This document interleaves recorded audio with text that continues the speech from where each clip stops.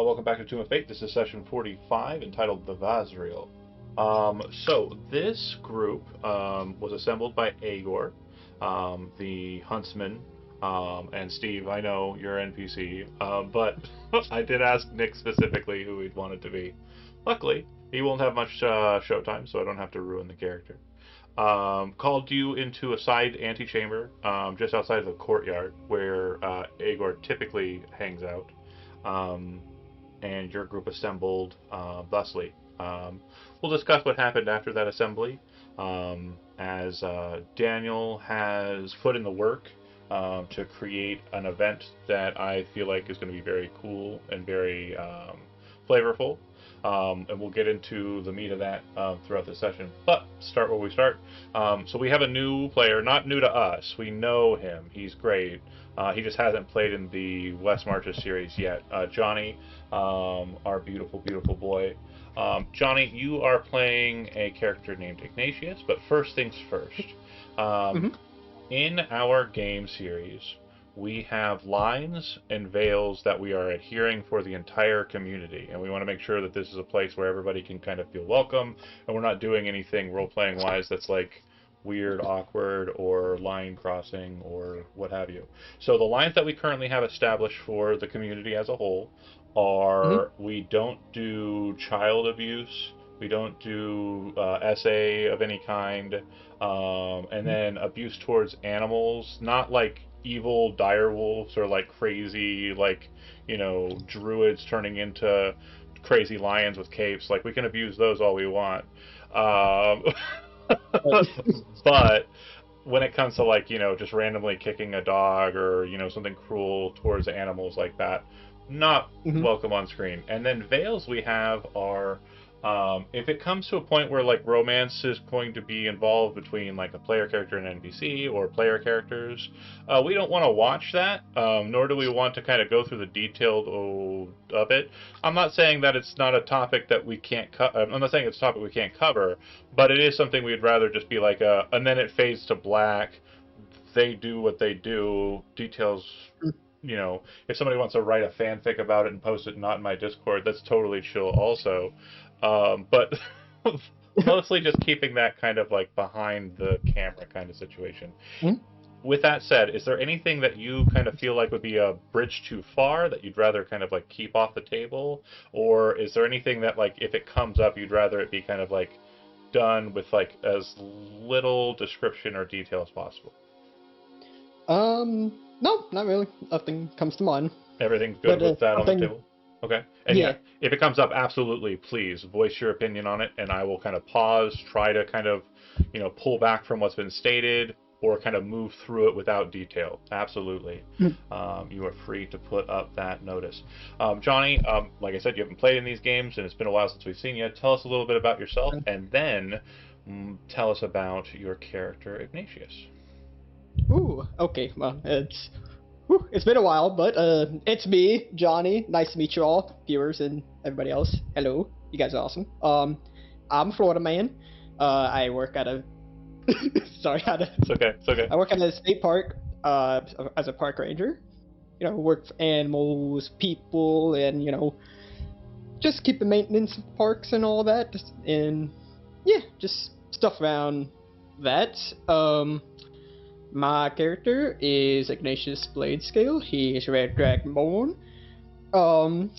He's, you know, always looking out for fights, good fun. Always like to look impressionable. Trying to, you know, just prove his strength. You know, spread his reputation. Just try to get out there, a go-getter. Perfect. And also, what we do at the beginning of these games is to kind of make sure that your character's story kind of continues to connect to your character's story as we move through, is we do our downtime phase right at the beginning of every session. Now, because you're coming in right after a call for a downtime phase was initiated, your downtime stuff is kind of handled off screen. But normally this would be like the kind of last moment where you'd get a chance to do your downtime point spending. So in this instance, you have spent your downtime points as follows. Ignatius is spending a total of 18 points, and those points are going towards Yusrael. Yusrael. So it seems that the Dragonborn was Johnny has been in this game, has built his character quite a long time ago, but work, life, etc.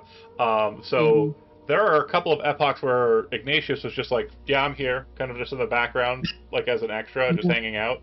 And then a bunch of kobolds and a dragon showed up at the manor fort, and he was like, I'm in!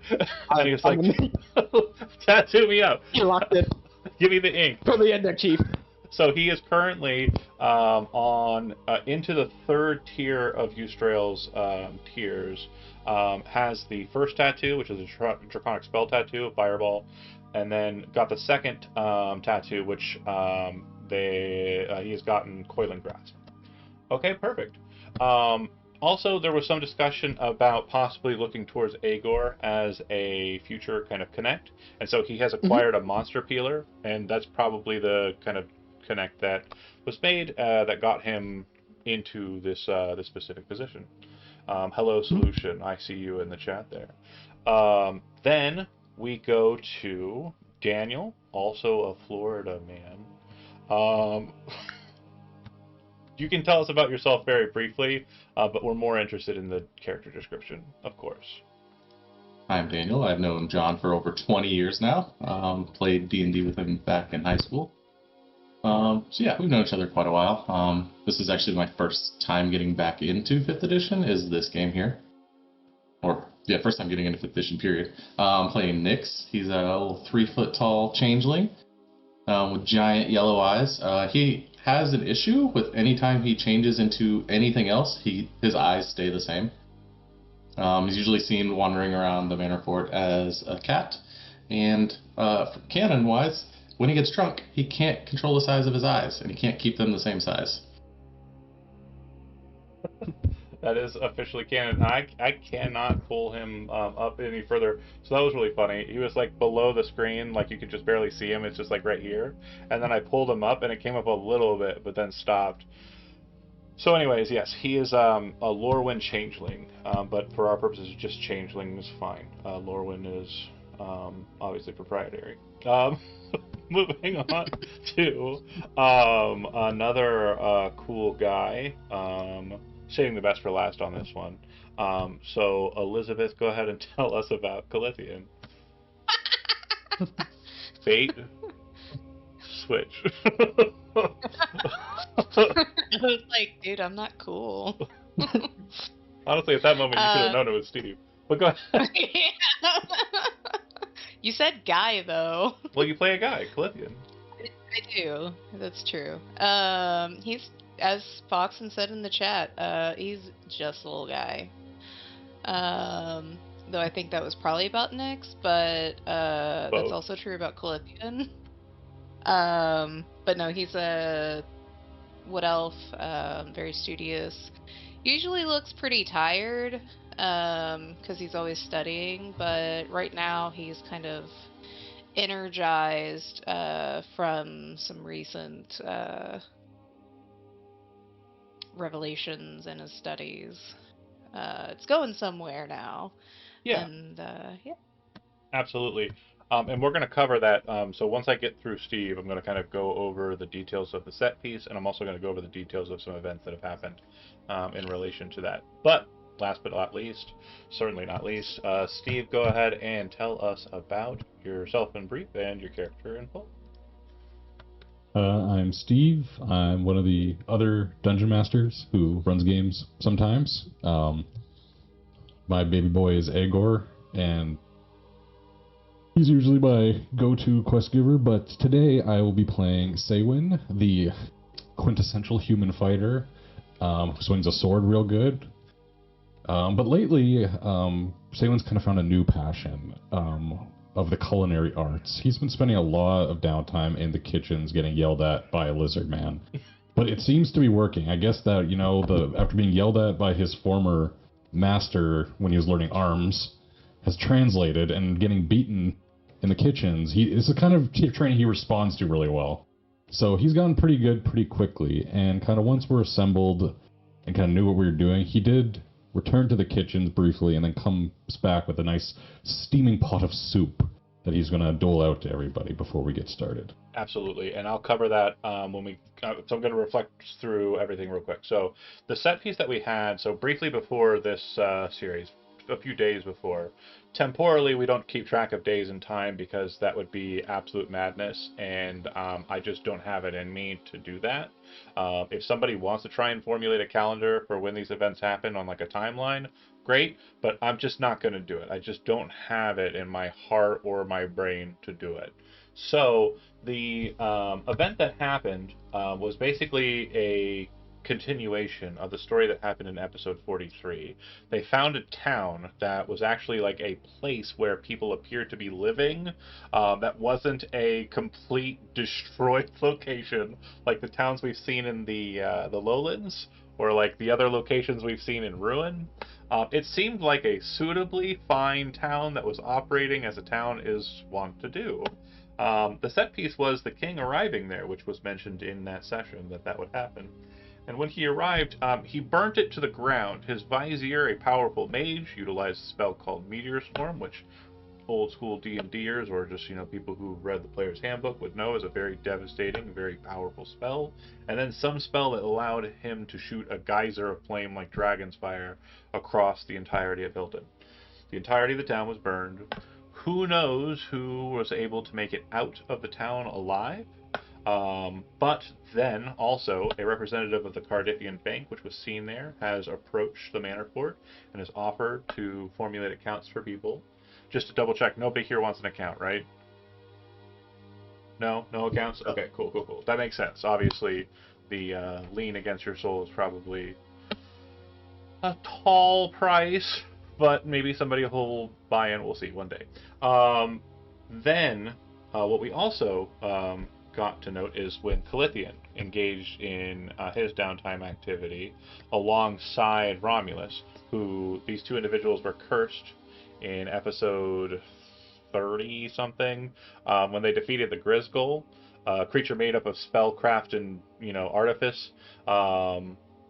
They were cursed to study what it was made out of, and in so doing they found a strange ritual which they performed and summoned a new fated one to the group, which is a new character we'll see hopefully soon enough, named Void.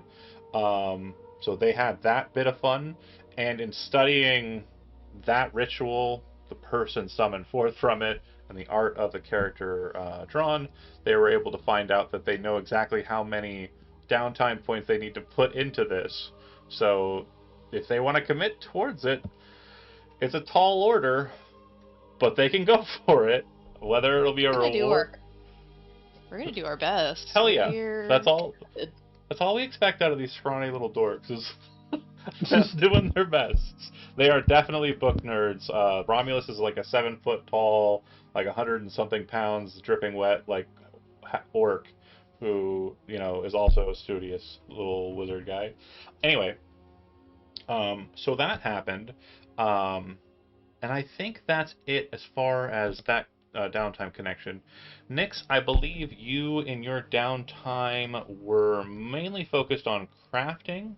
I didn't write down your full thing inside of Foundry, but I have it in the DMs.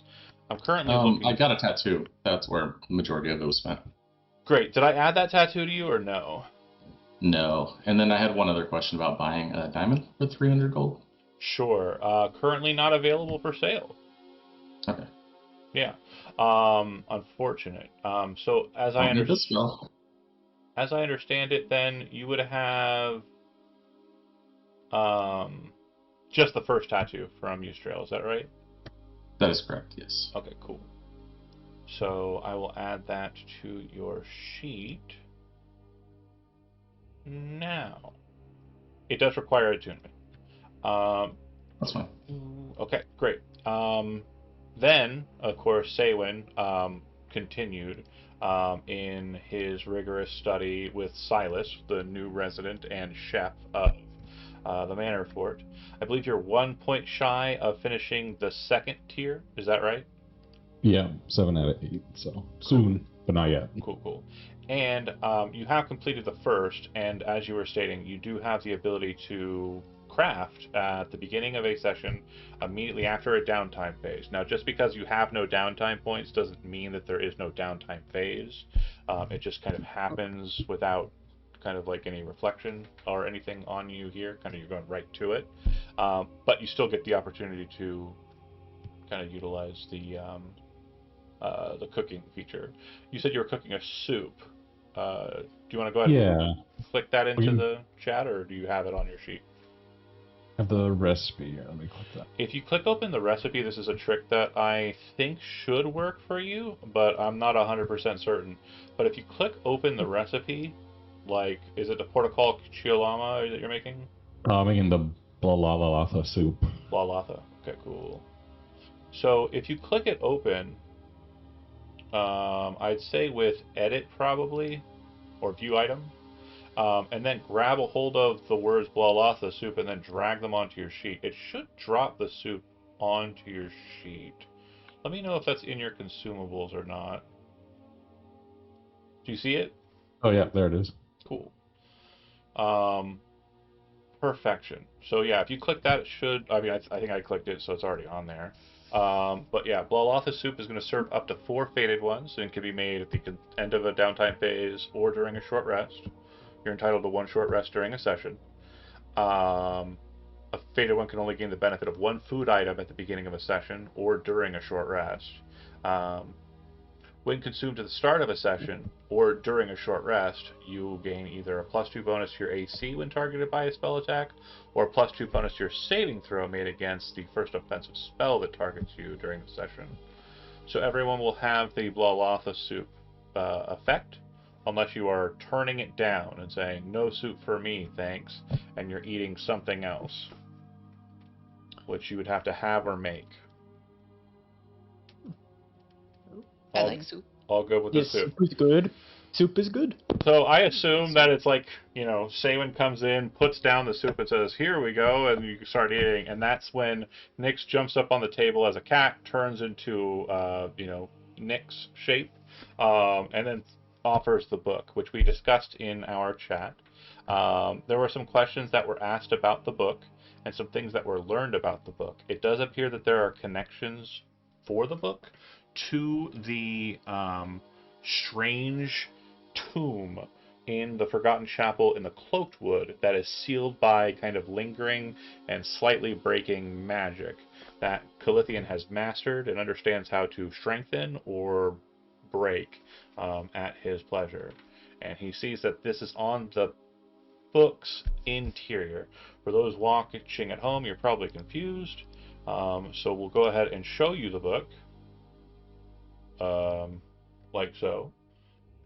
This is the book. It was found by Nyx inside of the reliquary of Eversoul to the south, not too far from the chapel.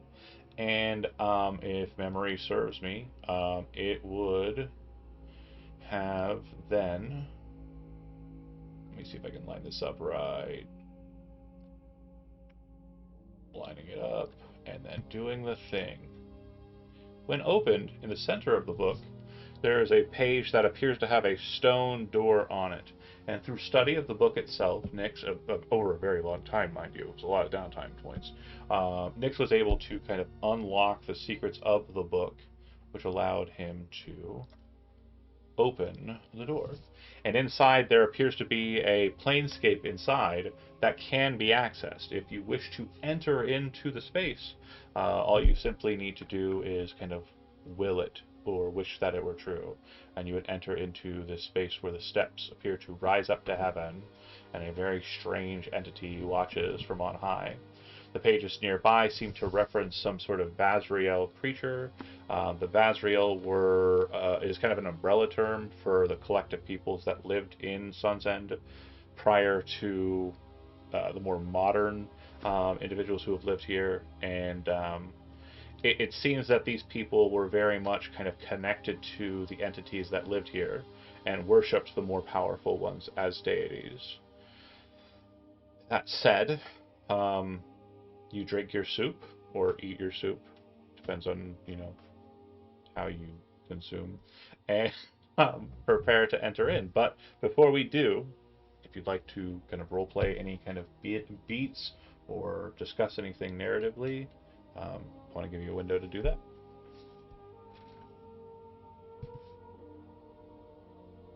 Nix would, like, after opening the book, look around, just sheer excitement on his face. It's a moment he's been waiting for a while, and just hopes that the party would join him. Yeah, Cal is like leaned over the book with him, or probably almost blocking him, like poring over it. I think the main thing I kind of want to put upon you so you understand. Oh, sorry, Johnny, 1 second. Is spatially, it looks as though it's a two-dimensional image because I'm representing it with a two-dimensional image. But I want you to understand that once the doors opened, this space inside seems infinitely large, but constrained inside of this narrow viewing window. Go ahead, Johnny. You were going to say something. So, what am I exactly looking at here? Why are we staring at this? Well, we could go into the book. Yes, Nix thinks we go in too. So we're going inside the book. Yes. Yes. Am I hearing that correct? Yes. Well, aren't you curious on what's inside the book or beyond that door? Let's take a look. Johnny, I think I understand where your brain is going, and let me see if I can't help you kind of formulate this. Books are flammable, right? Yes. And you're going to be inside of a book, and you are who you are. Yes. So I'm assuming that that's a concern, right? Is that am I on the same? Am I on the same page? Yes, that's what I was going with it. Yes. I could hear it in your voice. So you guys kind of all like are looking like, and like Saywin's got his helmet on, like he's prepared, like, and he's just like lifting it up a little bit to hit the soup, right? Just like, you know, watching intently. Nix's eyes are larger than normal. Calithian's like, wow. And Ignatius's arms are crossed, and he's kind of like, it's terrifying. I mean, that's fair. It's not gonna burn from the inside if we go in, or like, well, we just okay with going, like, is Elizabeth, is anyone? I'd like Calithian to make an Arcana check, and I'd like Nix to do likewise. Okay. Because he says it, and you're kind of like, what? And you think about it, and you're like, huh. Oh wait, I can check it. Nix, you're pretty sure you should be fine. It appears to be a demi-plane, right? That should be fine, as long as you don't do it, like, right at the entryway. Like, it won't spill out. And, Don't touch the edges. Calithian, you're like, you know, you might be right. Like, the note that you currently are studying, you just kind of, like, tuck those into, you know, somewhere far away from Ignatius. Just like, Yeah, absolutely. that could be a problem. As you're kind of putting together Red Dragonborn, seems to be kind of bolstered with red draconic power and is covered in Yusrael tattoos. Like, this is the most... Just in case. This is the most fire a person has ever been at the Manor Fort. Pretty fire. Nix thinks it'll be okay. It's very big in there. You can't touch the edges on the inside. Yeah. It's I a different dimension, I think. Well, I trust your opinion, but I do not hold responsible if the book does burn. And I do not like to imagine if it burns from inside. Hopefully we don't burn with it. I do suppose that's not our problem anymore. If it does, Nix will look at Calithian. Do magic books burn? some do. Some Interesting. are just on fire. So, are we going in Maybe you go first to check. Are we going in one at a time? Or do we want to all enter at the same time? These are both possible. Well, because we just have to wish that we're in there, right? Correct. And if you kind of all put your hands together and do like a, Goonies-esque kind of like, believing action, your presumption is you'll enter into the space together. Nix would like to go together. The last time he had this option, he went first, and it did not go well. That's usually true. Okay. For most. Let me just get this set up then, and then I will walk you through the description of how it feels and what is happening to you. So, Saywin, you've never flown. You were close. You had the giant eagle. It could have been the case. But you've seen the giant eagle manifest, and it came up from the icon, and it kind of grew very big, very suddenly when you kind of brought forth the icon and turned it into the eagle.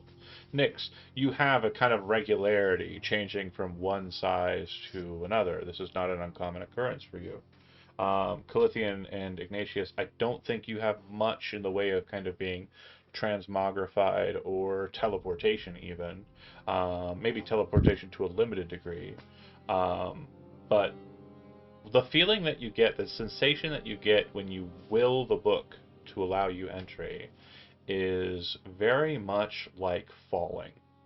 It feels like you are cascading down into an infinity that is hard for you to quantify.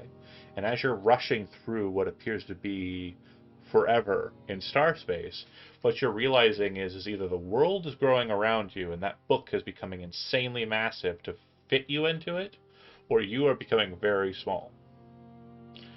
You are not sure which, or both, or some kind of medium in between. It is definitely just a wild experience. And for Saywin, it is the most magical thing that has ever happened to you. You go from being either very big to very small, or very not super small, but maybe like Nick sized. So it's a very just wild experience, and you can tell your shape has changed. Wow. Wow. Very cool. You appear at the base of what appears to be a very, very large series of steps that ascend up to what appears to be a summit. And Calithian, in your heart of hearts, in your mind of minds, you realize that you have to go up those steps. You have to go up those steps. And unfortunately, nobody thought to bring a horse. You just see. Horses hate steps. You just see Calithian. We got legs ourselves. Who needs a horse? Head in his hands. Why did I agree? It's a picture of steps. I can see the steps. Why? Why? He's devastated. If you are climbing the steps, as mentioned, it is a very large amount of steps. I would like everybody to make a Constitution saving throw. DC 10. Look, it's a my picture. first mission. Go ahead, Johnny. Go My ahead. first mission, I didn't expect to be inside a book, walking upon steps. But here we are.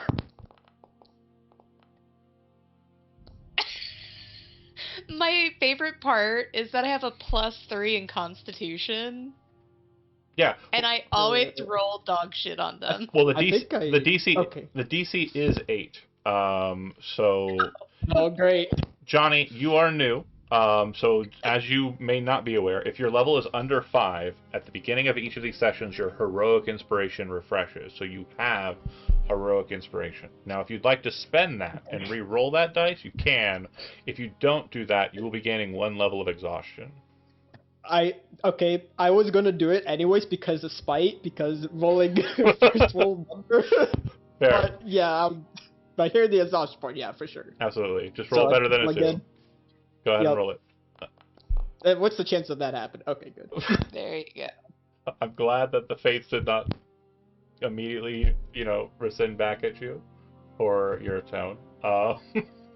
With that said, you enter into a climb, and at the end of which you come to what appears to be a summit.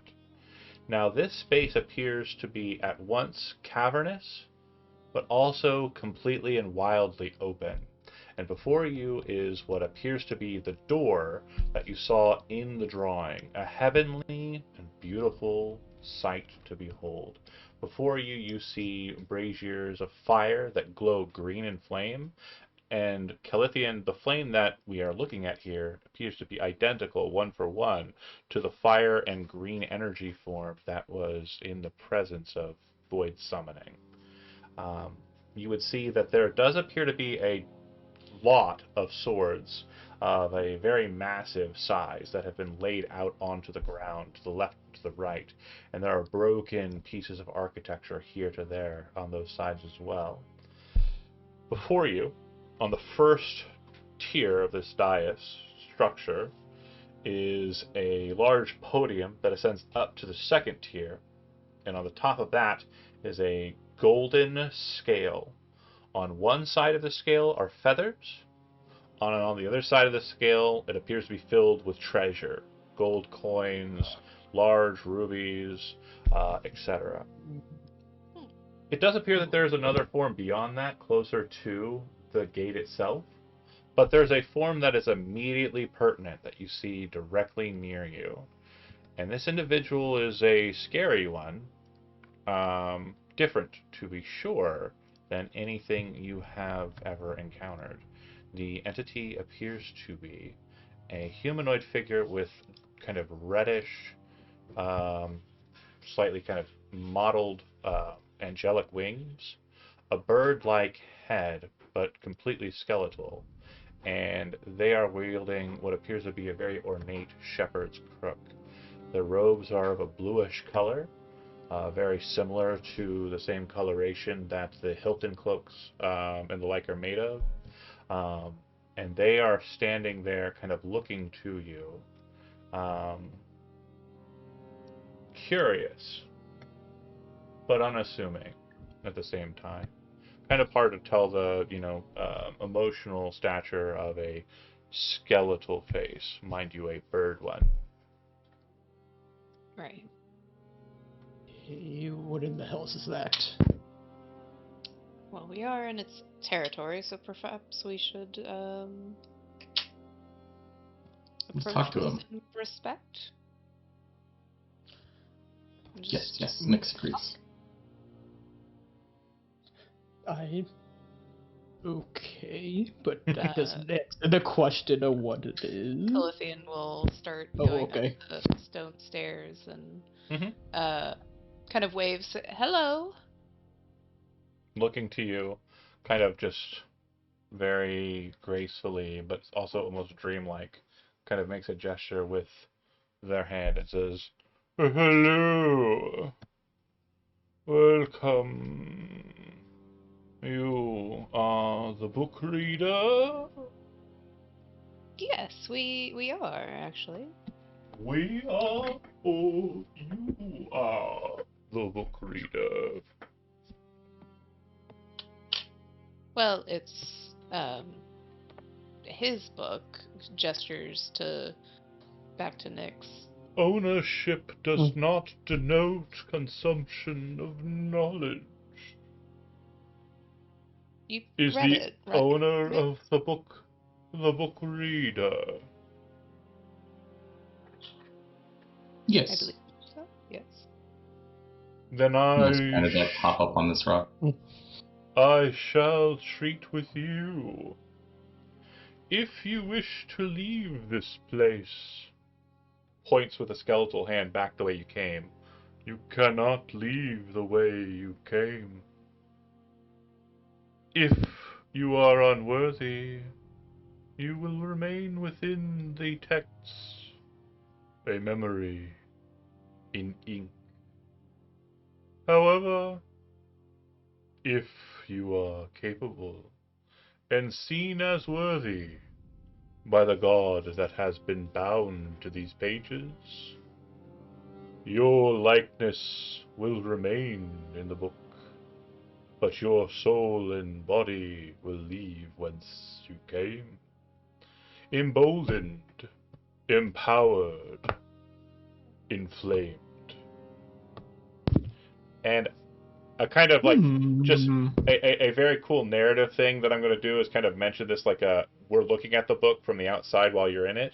But as we look at the outside of the book, the tree-like structure on the second or on the left side page with the candles, all of the candles light.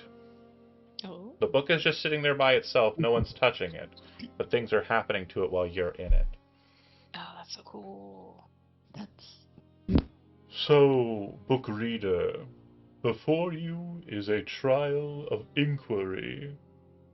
A great sphinx rests as true guardian of this god's space. You must deal with them. So,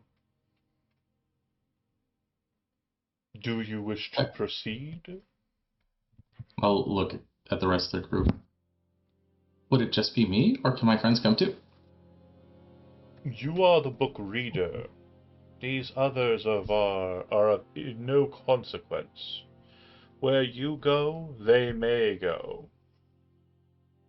What powers you acquire may be shared with them, or kept for yourself. Look back at the party. Do you want to meet him? Thanks, wants to Yes. do that. Someone lifts his visor. He's like, Sphinx, I freaking love riddles. oh riddles.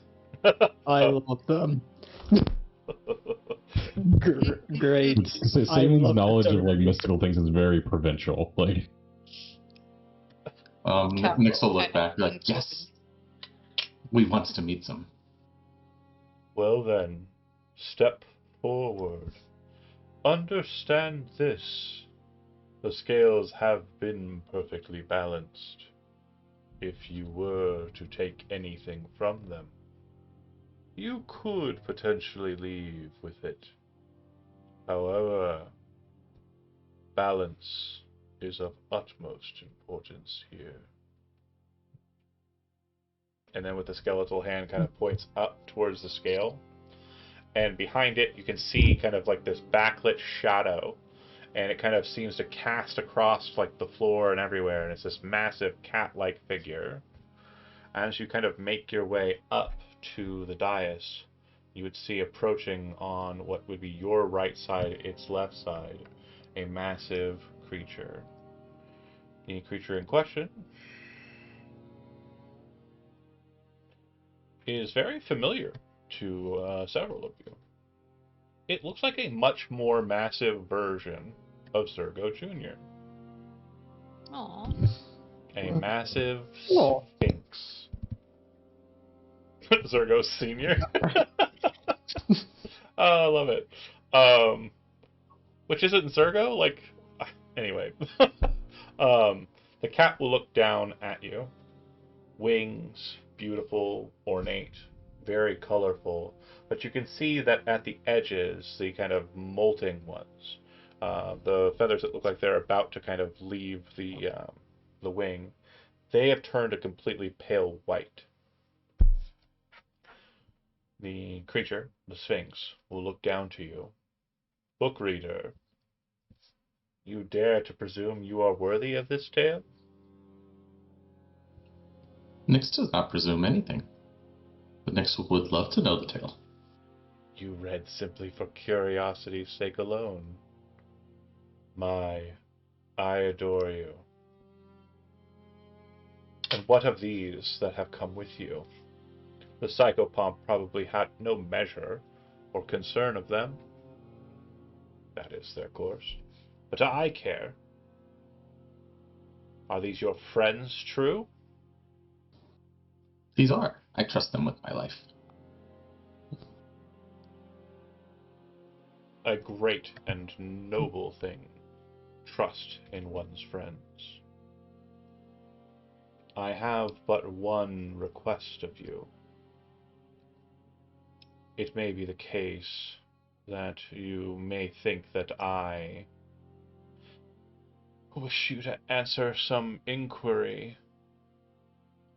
Unfortunately, the reputation of my kind is something I deal with regularly. I do not wish for you to answer a simple question.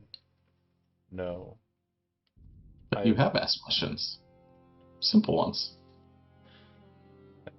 The cat kind of leans its head back. Its wings kind of like flutter a little bit as it's laughing. I am sure that in this test you will do well. I wish to test you on merit. We can do this one of 3 ways. Starts stepping down the steps, this creature. The wings kind of like fluttering back and kind of folding behind it as the cat moves down. Nyx, being kind of well versed on animal kind of movements and posturing, you are very understanding that this cat is now moving in a very predatorial way. It seems to be stalking you, not so much kind of the casual walking it was doing as it led itself up to the steps. The first metric or method is your bravery. You can choose this path, and if you do, I will test it physically. I will engage you in a manner that all beings know to be a true method for gauging one's worth. I can test you by measure of the heart. You will place your greatest belonging onto the scales, and if they will counterbalance against the god's weight, then you will be allowed to proceed. All of you must make this test. Finally, the third test. A story. A story secret, but true. Some matter that you hold in your heart close, that you would tell me, and all of you must pass this as well. So, kind of dropping like down a little bit further, it almost looks like they're like relaxing, but to those who are trained, you understand that it's kind of in more of a pouncing posture, and you can see like the back feet kind of stepping as it's kind of like wiggling the butt a little bit. Choose. Does anyone have a preference? It's going to be hard for me to give it my most valuable item, considering we're in it.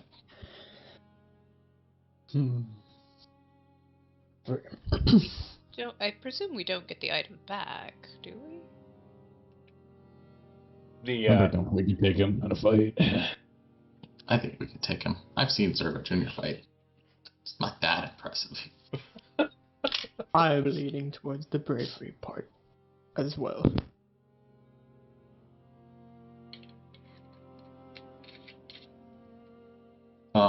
Okay. I'll look back at the Sphinx. Bravery it is. So be it. As I am wont for this. It has been so long since I've stretched my legs. I must unfortunately inform you that this matter will not be simply between you lot and I. It'll kind of open its mouth a little bit and then let like a little guttural, quite loud guttural roar, just like low in its kind of tremble. It's like a kind of thing. And you'd see kind of like appearing in front of you these flecks of astral fire, and they all manifest into these motes of energy, which have been increased in number due to the matter of dark marks. The cat does appear to be prepared, and I'm going to blow Johnny's mind. Johnny, click your token. Yeah. Right-click it, and then in the top left, you should see 2 gray-bladed swords. Click that. Yeah. Do you see all the buttons at the bottom? Oh my god! It gives you the options right here. Now, up at the top above your character's picture, you should see what looks like a dice and a little luggage. Click the dice and it'll roll your initiative. Ready for Mind Blow Part 2. That's so easy! And you can customize your dice, Johnny. You can customize your dice, Johnny. Not right now, but later. Oh. We have a player who, when they roll a natural 20, Thomas the Tank Engine shoots off in like a spiral and then flies right at the screen for everybody. I still have to figure out how to get over cool. get past the default.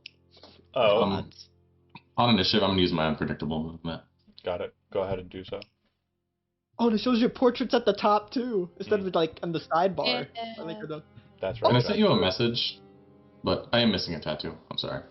Yeah, I saw it. I will get that on there. Hold on. Okay. Do I need to be attuned to the first one as well, or just one of them? You can have it and not be attuned to it. That's fine.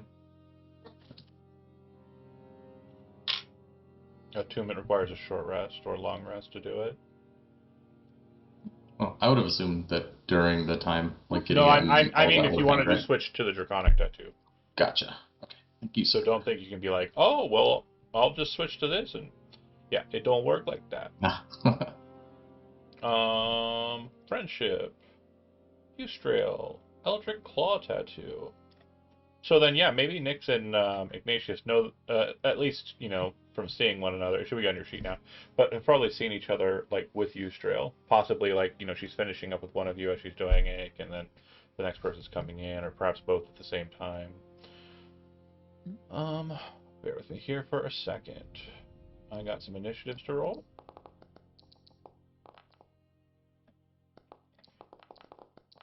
And I got a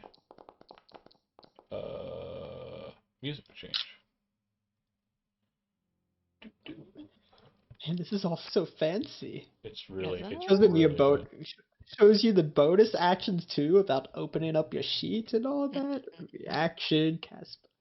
Ooh.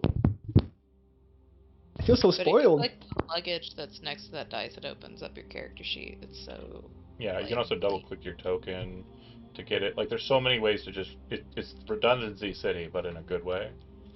Yeah. Alright. Encounter is technically started.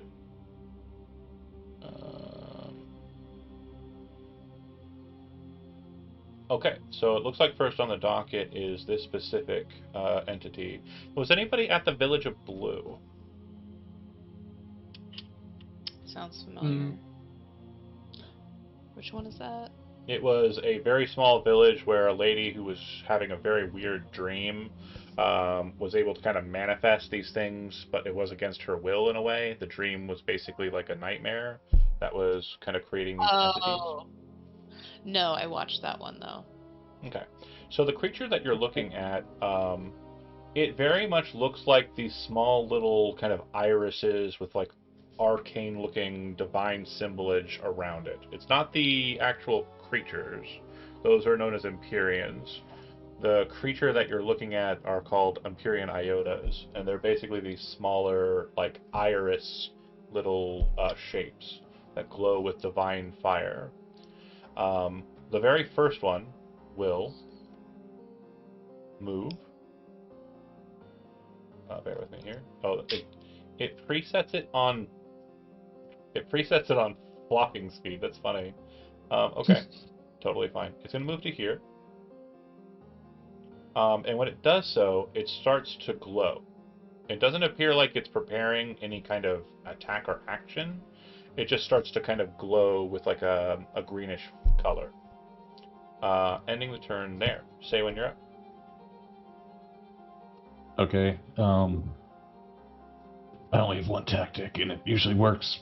So here we go. I'm going to attack this one head on. But first, I'm going to use a charge of my Giant's Might so I can grow. You will be large, right? Ooh. Yep.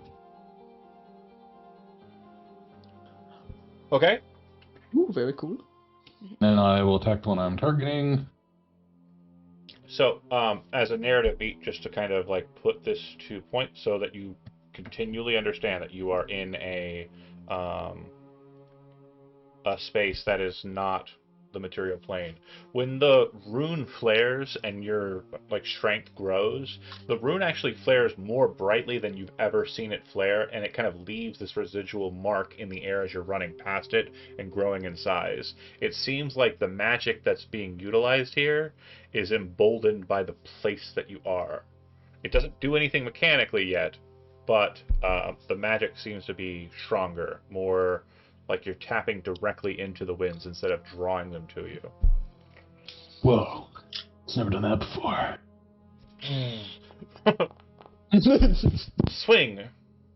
Okay, and that will hit. Real quick, Johnny, just so you understand. You see how there's like a little green dot above the one that he's attacking? Or orange dot? There's an orange dot. Color blindness, slightly, especially at distance. But yeah, orange dot. That means that he's targeted it. So for you to do that when we get to your turn, which is next, you'll just hover your mouse over the one you want to fight and press the letter T on your keyboard, and then you'll see 4 little like arrows pointing at it. Say when that's a hit. Ooh, okay. Savage attacker. Yep, savage attack. I know the drill. I've been here for a few sessions. Not much better. Twice as good. Twice as good? Yeah, you doubled your. I get an extra D6 of damage from being big. It didn't look like. Okay. Quick note: when you click on the damage, it'll bring up a pop-up. Inside of the additional effects, you can put 1d6, and it'll apply it each time. Oh, sweet. Go ahead and roll a d6 for me though, so I can apply it here. Total of 9. Minus. That'll be my turn. Okay, so you rush forward, and when you cut into it, it bites true. It seems to be tangible, physical enough, but it does seem to be a bit resistant to it. Okay, Ignatius, your turn is up. You may move, and when you move, you'll see that picking up the token and moving it will draw a green line, kind of where you're going. Once it stops being green, that means that's the maximum of your movement. If it's in orange, that's dash range, and if it goes into red, there's no fucking way you're going that far. Yeah. Wait, I got. And try that out. It will keep memory of it. It'll keep memory of that. So if you move like 10 to the side and then move 4 more in a different direction, like move and then drop and then pick it up and move it, it'll keep memory of how far you've moved. Why does it roll 20, dude? I really hope Solution's still in the chat. We got a new player in here checking it out. But yeah, when you move, it's going to keep memory of that. So you did move 10 to the left and then move 10 back. So it's fine. I know that it's not accurate, but it's fine. Just go ahead and move wherever you'd like, or stay still if you'd like. I am absolutely flabbergasted. I'm sorry. We're not even at the best parts. That is so nice. Honestly, if you get through this gate, I'm gonna blow your brains out. Like it's just gonna be. The next room is one of my favorites. If you say. Spoilers. What would you like to do, Ignatius? First action. Can I ask you a question? Fire away. During my time at the fort, is there a way I could have got the 50 GP of diamonds during that time? Because if not, then I can't do this. For Chromatic Orb? Yeah. That's okay. Okay. Yeah, so the presumption that I have typically is that if a spell is like under 100 gold pieces in value, it's presumed that the first casting of it is free, or if it's something that you need to cast it forever, like a pearl for identify, etc., you just have it. Okay. No sense and squabbling. Okay, sweet. Okay. And it shows like it said it's spending spell slots, like a darkened black color. Yeah, so let me fix that real quick for you. Because you leveled and you didn't do one of these. So you should be up to full on spell slots now. Gucci. Yes. Gucci. Yeah, leveling will not take you to maximum. I think your hit points were also down probably. But I put them up. Yep. Totally fine. I figured that one out. Okay. Oh, another fun fact is when you attack the creatures, the damage is automatically going to be applied by me when you do it, and when you get hit by my creatures, I'm just going to automatically apply the damage direct to you. So you don't have to do math. Oh, yay! I don't like math either. Yay, no math. Yay. Okay, so target. Okay. Um. Well, first bonus action. Innate sorcery here. That's. Bloop. Okay. Increasing the What was spell that? save DC or getting advantage for the attack. Okay, cool. Mm-hmm. Chromatic Then orb. then orb. Well, target your Orb. target your target Yep. first. Hover over it. Press This. T. Plus T. Yep. And Okay. you should see the little. Because Yep. he's And- doing something funky and don't like that, so he's gonna orb at second level. Okay. Let me see. So I just click it and Yeah, click it, and it should throw the it spell. gives me option. Okay. Attack, I think, is probably the one we want. You can also adjust the casting level of it on that screen. Yeah. I see it there, and I think this should do it. Mm-hmm. And then it'll do the effect. When you And click, it's at advantage. you'll get advantage. Right? Yeah. Oh, that's a cool sound effect. All right. 20 will hit. It was also a visual effect. I don't know if you saw it. And then you did hit. Now, in the chat, if you scroll up to that next that post right above where the attack roll is, you see it says attack damage refund. If you click on damage, it'll throw the damage for this specific targeted attack. Because you hit, so I'm allowing you to click it. So it's got to be fire. Should be normal. Okay. So then I will apply the damage, and you should see that it bloodied the creature. When it hits it, this kind of bluish kind of like fluid shoots out from the runes, and you see the runes break like ice, or more like crystals. Sorry, thank you. John, could you move the screen a bit to center on them? You got it. Sorry about that. So you hit it, it kind of breaks apart the runes and structure of the thing, but it's still kind of floating aloft in the air. Anything else from Ignatius? I got bonus, I got standard, move. I'm gonna move, yes. Okay. We're discounting the... Yeah, that's totally fine. Yeah, I was too enamored with... Understandable. With the movement. And no bounce, unfortunately. I guess you get up there. Make sure the... You focus to some of the attacks as well. This right here. Oh, there's fine. Yeah, you want to be adjacent to me if possible.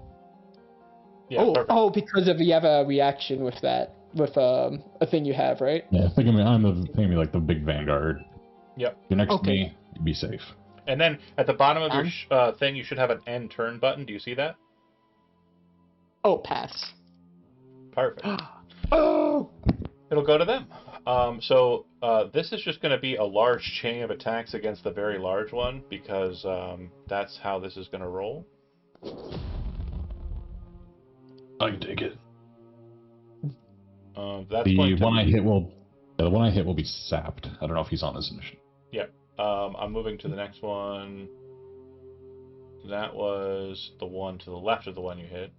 This is the one on the far right. So we hate this one the most. That will miss as well. And then end turn. This is the one here. It will attack as well.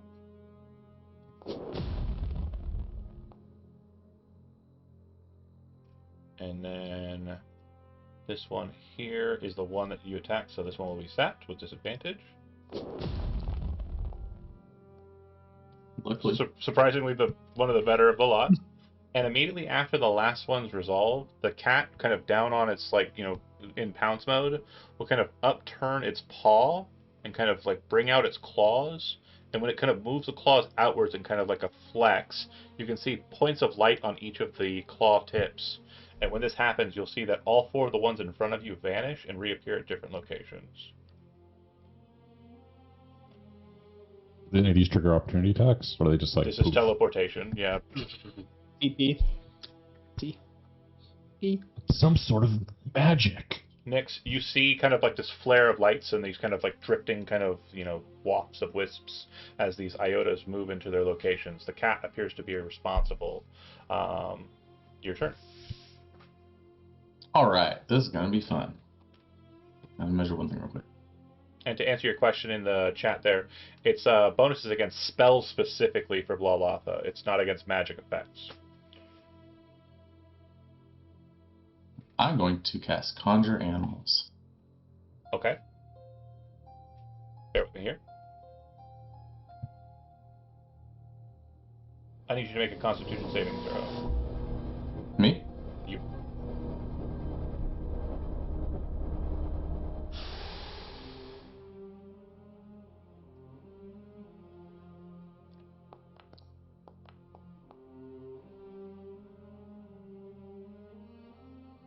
$13. I don't know if it threw it. Why didn't it throw it? There it goes. 13 will fail. So you feel this kind of gut-wrenching change as the cat puts its claws down and then drags it across the ground, and you hear the cat say, "Wield!" And as you kind of hear that, it causes something guttural inside of you. The spell kind of fizzles into your hands, but you kind of very quickly draw the magic back into yourself so you don't expend the spell slot. So What was the DC? Because that would get the Balotha bonus, right? That was... It would. DC 15. Good call. Okay. Sands of time. Rewind what I just described. You feel the spell about to fizzle, and then the warmth of the soup inside of you kind of like makes you go, ah! And you put forward the spell. So go ahead and click the I forgot about that too. That's great. Summoning resource. Right. And your Blalotha is gone.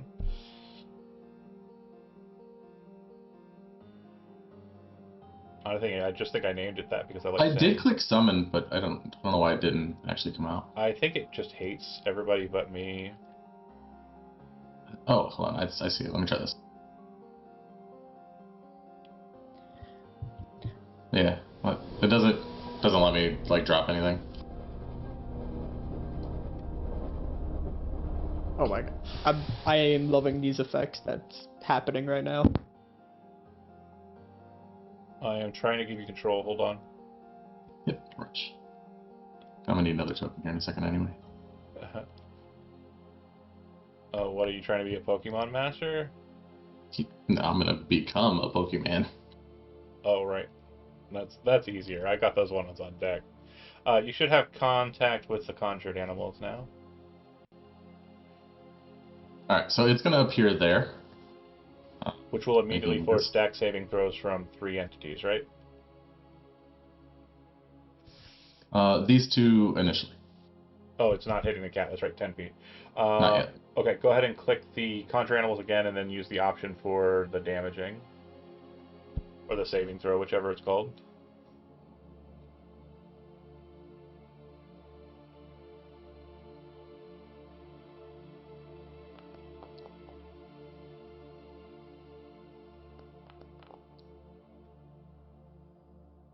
That looks like it's going to be 2 failures, so go ahead and click the damage, and I'll apply. Don't forget, yeah, you got to target it.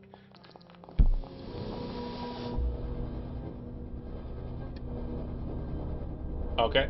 They appear to be resistant to it. They are resistant to bludgeoning, piercing, slashing.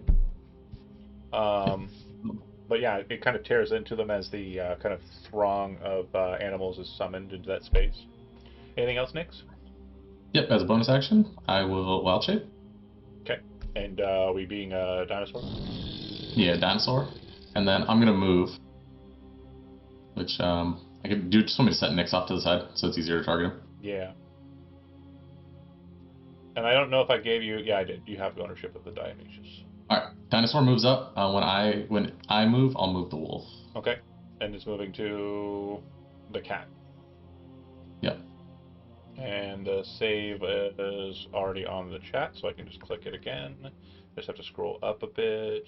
Select cat, dexterity saving throw. I have advantage because spell effect. Succeeds. So it's save or none, right? Yeah, I think it's save or none. Okay. So you see that the cat like kind of imposes a bit, kind of raises its forward haunches, and like it seems the magical animals summoned all kind of cower a bit from it. And then you are done. Yep. You see it kind of like hand still on the ground, kind of lift the paw up, and then slam the claws down onto the stone with like a audible click. And then it kind of drags them backwards and says, "Wood!" And as it does so, it's going to cast Dispel Magic on the conjured animals.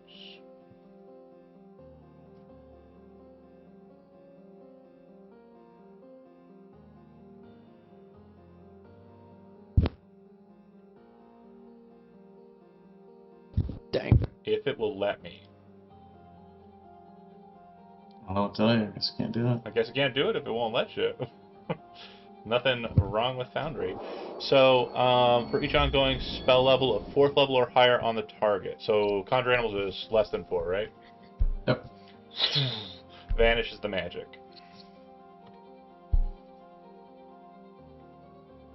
That'll be its action, and that is literally all it will do, I believe. Double checking I don't have any cool bonus action tricks. None.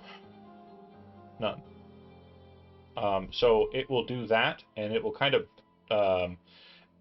this is a term that I think only like maybe 2 of you will get, but it'll kind of Red Wolf of Radigan jump in that direction and kind of land over there. Ending its turn.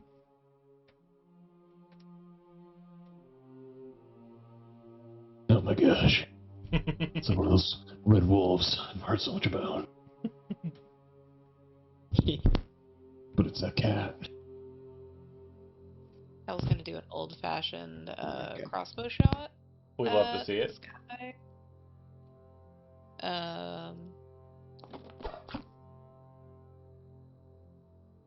And 16? yeah, that'll hit an iota.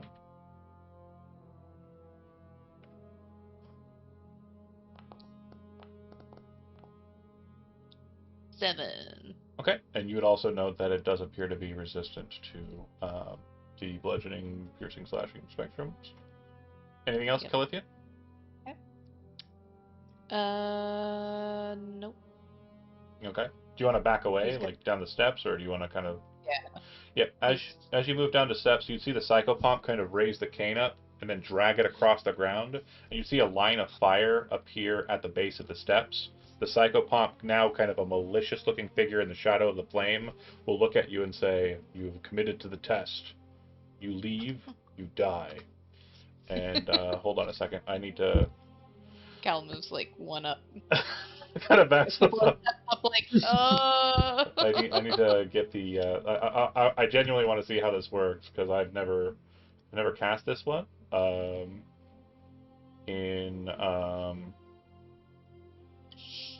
Cast. Place measured.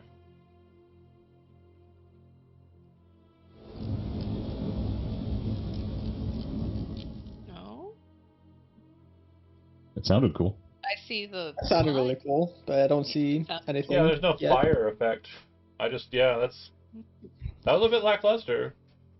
Not gonna lie. Bit. I was kind of. Well, it sounded cool. I was excited. But yeah, no, that line will represent the fire. And its emanation is not going to be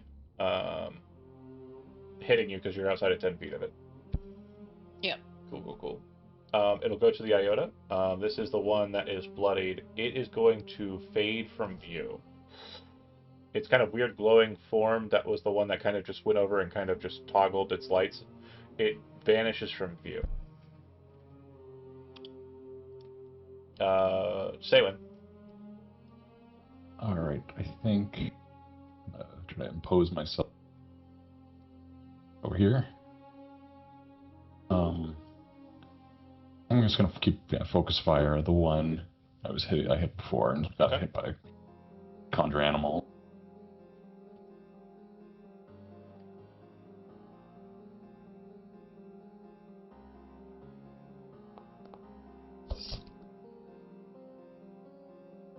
.24 to hit. Yeah, damage.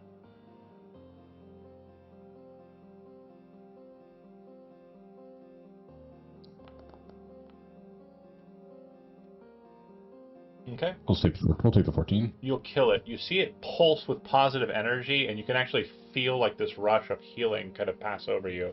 Are you at full hit points? Yes. Okay. So I'm going to click this spell, but because you're at full hit points, due to the wording on this language, instead of gaining these hit points, you will take this as damage.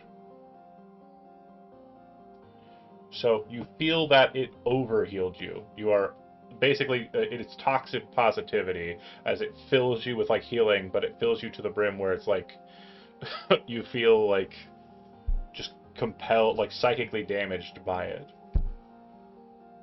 Okay. And it's dead. And, You're gonna suffer, but you're gonna feel really good about it. correct. If you had had no damage on you, it would have healed you. Anything else? Alright. All right. Ignatius. Okay, let's see here. It's my level 2. Oh, I have to. There's a button for that. Oh, where did it go? Oh, why did it go on top? Okay, that's fine. You are on your journey. Yeah, I am. Wait, boom. Oh, there it is. You know, bonus action. Mm-hmm. He's going to cast Flame Blade, Invoke Blade. Bloop. Okay. Mm-hmm. Then, Oh, hold on a second, Johnny. Click on Oh, refund. hello? Click on refund resource, and then Okay. click Flame Blade again.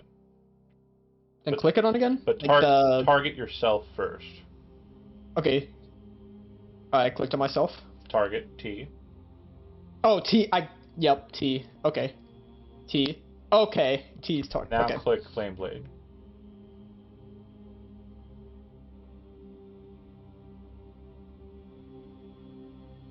Oh, it doesn't have a... Interesting. When it clicked, did it have an option for attack in it?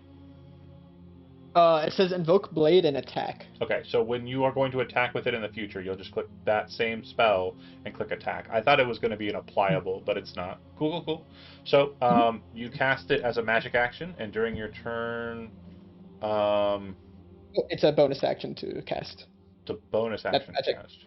Then it takes the magic action to Okay. attack. So, how would you like to proceed with your fiery sword? Yep.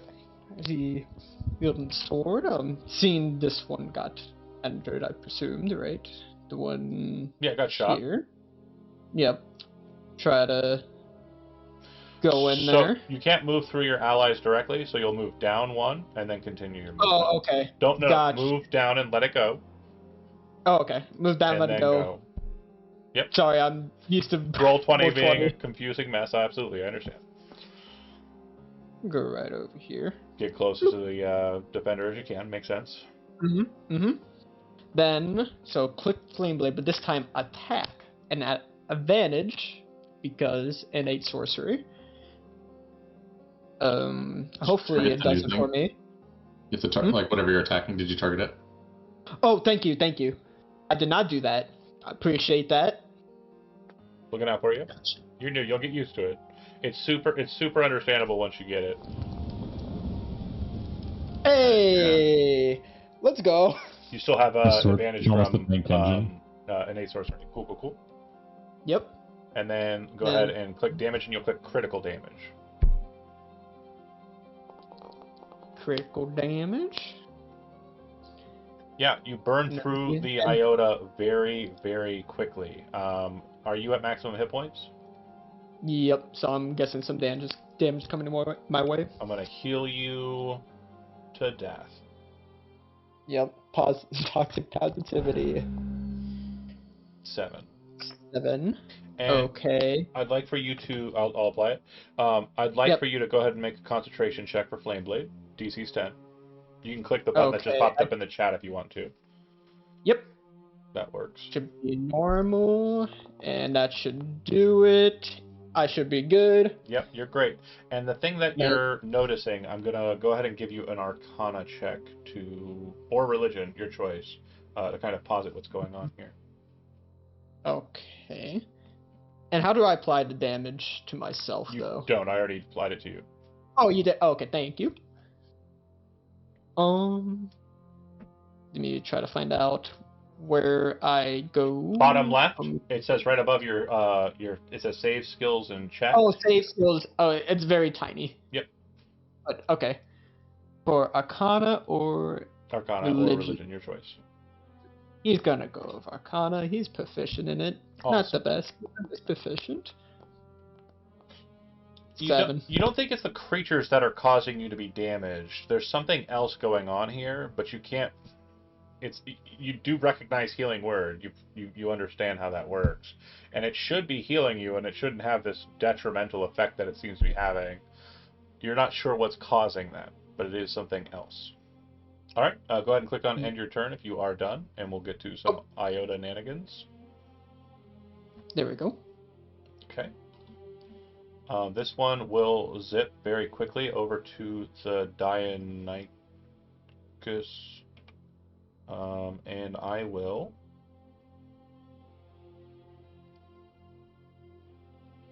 Otherworldly Strike.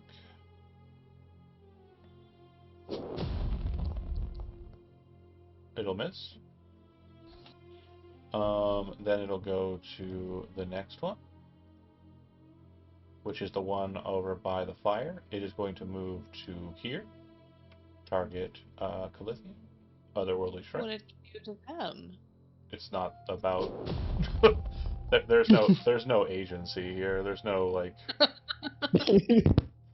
I promise you, there's no malice. They missed anyways. It's fine. Yeah, totally. Where is the one that's on 22? This one. It went invisible. Yeah. Oh, okay, gotcha. It was last seen where the blood pile is. Okay.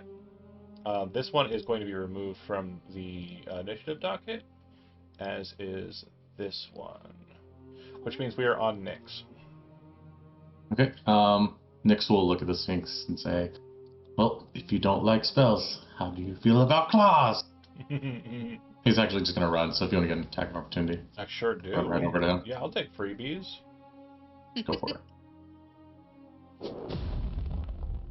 No, I won't. I'm really sad because these have Sentinel. Let's go. Sometimes it is what it is. You would have been like, I'm gonna get you! Oh, you son of a bitch! Okay. Little guy rushes past the big... Honestly, these two are opposites of what you'd expect, right? Yeah. T-Rex should be big, man should be small. A rar claw. Other claw.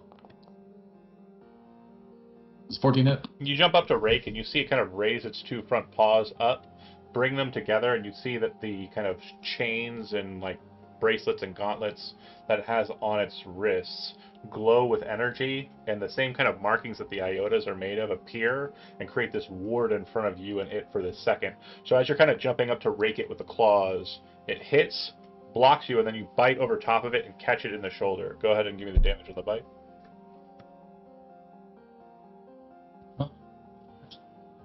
You can read that tattoo real quick. Is that to hit or damage? Or both? What? What are you telling me? The tattoo. I don't know if 15 hits, but I was just checking to see if the tattoo adds damage or just to hit. Can you click it for me so I don't have to look for it?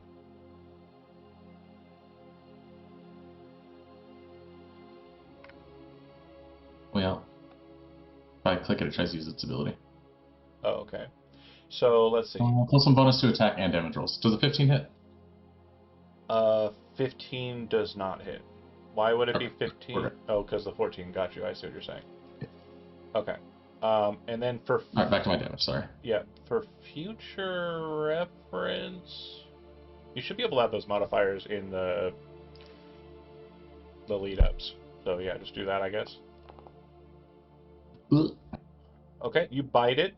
It catches it slightly unawares. Its eyes kind of like turn to your head as you kind of do it, and it looks annoyed. Is that it?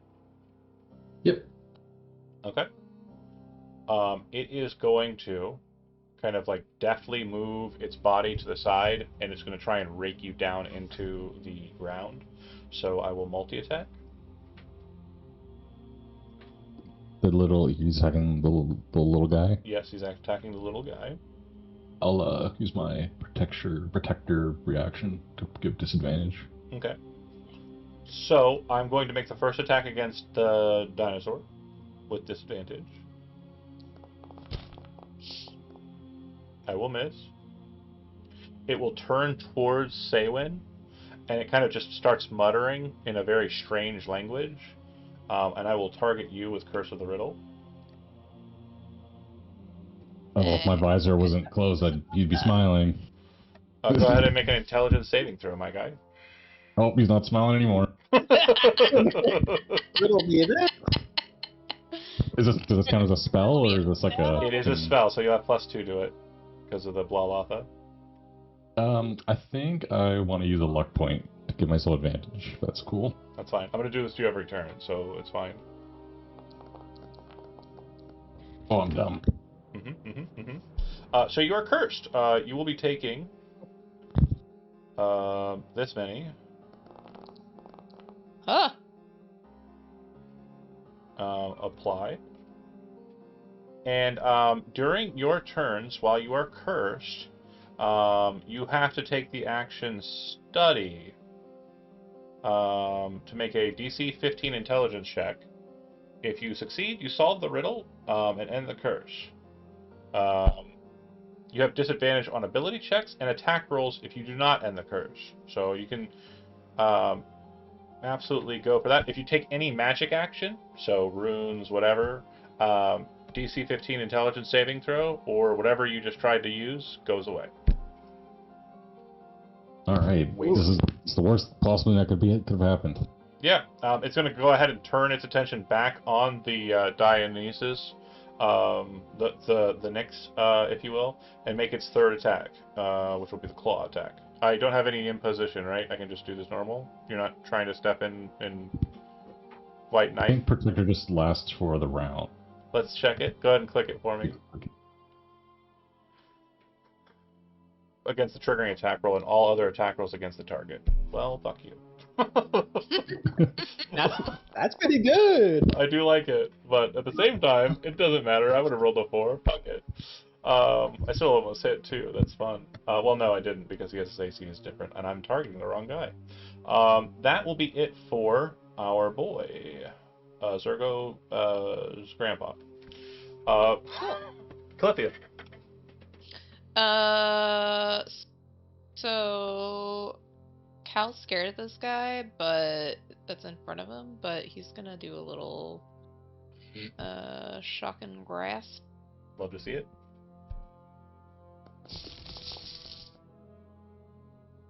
Yeah, that'll work. 25. See that damage. 8. And that will hurt it a bit, but it's no longer able to utilize reactions. Or can't make opportunity attacks, so if you want to move, you can. Oh, sick. Get away from this fire. You may want to go over to your party. Just as a heads up. Yeah. Gonna go over here by Nyx.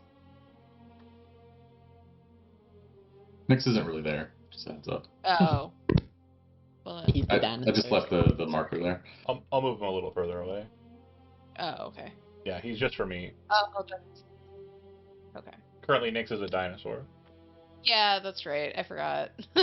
And one day I'm going to go through and make all the tokens have the weird eyes, but today's not that day. Got a lot Where's on my Tom? plate. Yeah, where's our shit poster? Okay, if that's your turn, the creature that disappeared will reappear, and immediately when it does so, the 2 iotas that are near it, you'll see the same kind of greenish energy flare from them over to it, as they both will target it immediately, and as a part of its reappearance, will cast Healing Word. Huh.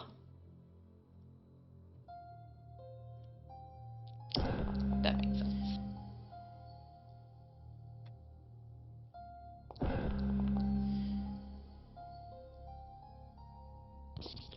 The wound that was applied to it earlier and the breaks that you saw from the initial attack seem to just absolutely reseal and restitch.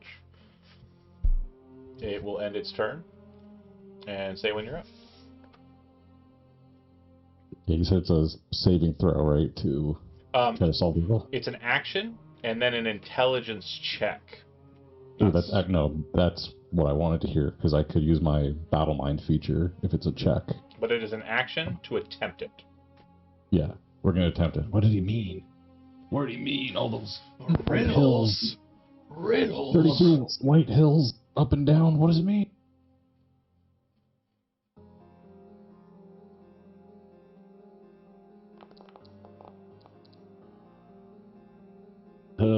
Roll a 10 on the battle mind. You know what I'm going to do? Can I action surge and try again? Yeah, it's an action to do it. Ooh. So I'll action. I'll use my second luck point. My last It's like one. the fighter's like, oh, oh! I will solve this. Study. It's the most golden boy shit that's ever happened. Oh my god, that's fun. It sounds like me in college. No, I'm still going to try to go for the battle mind. And just hope I roll like a 10. Let's see it.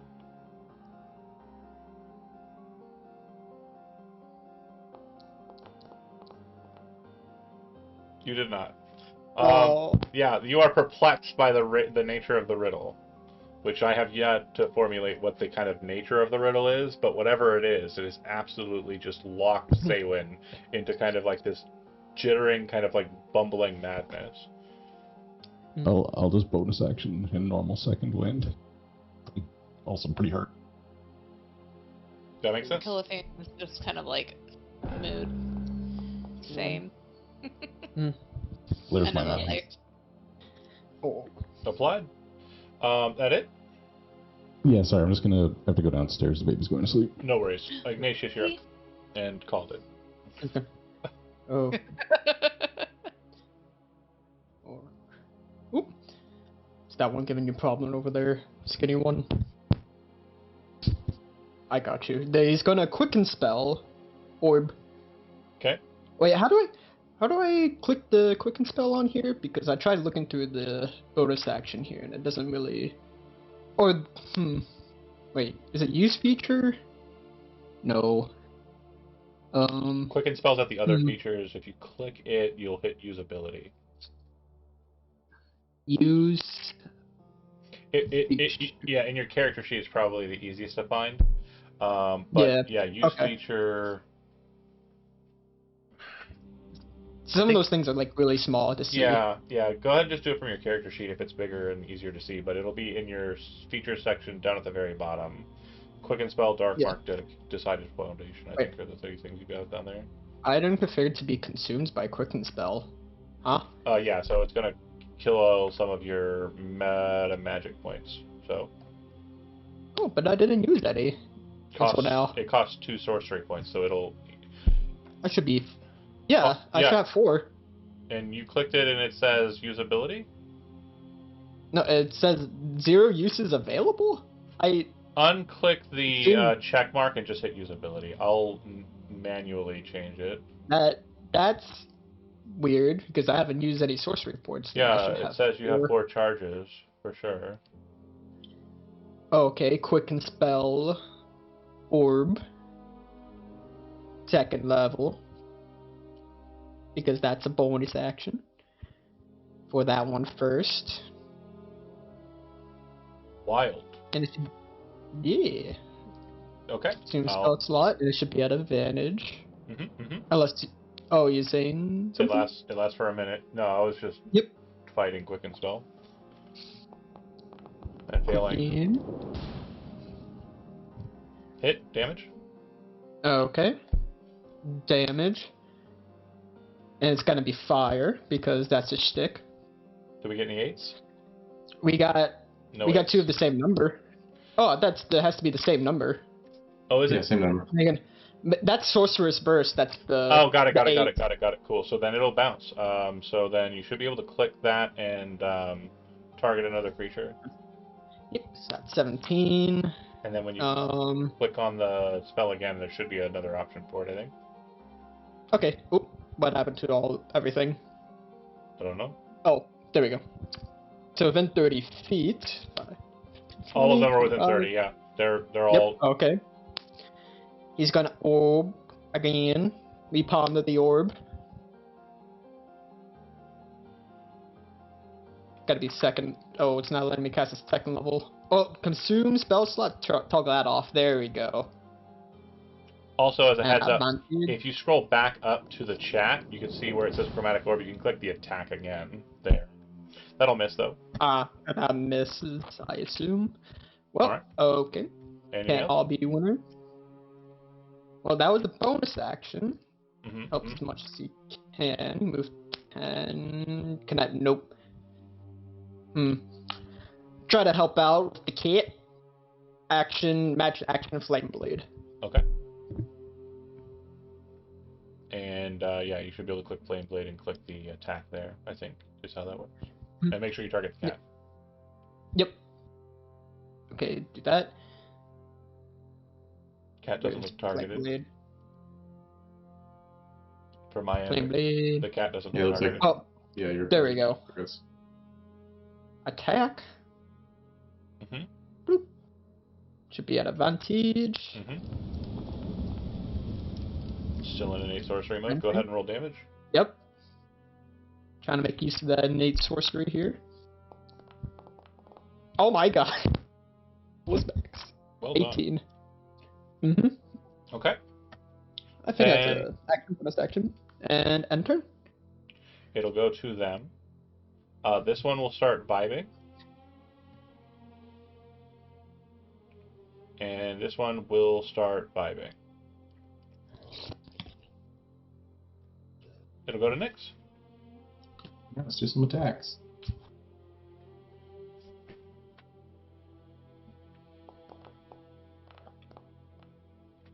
Hey, not 20.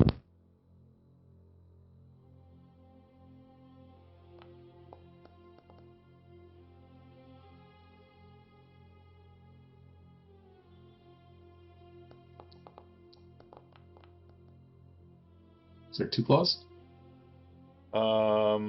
Miss on the second. Or miss on the 20 bite. misses? Claws hit. Yeah, I was like, what? Took me a second. I was keeping up in a very poor fashion. Go ahead and give me damage on both of those.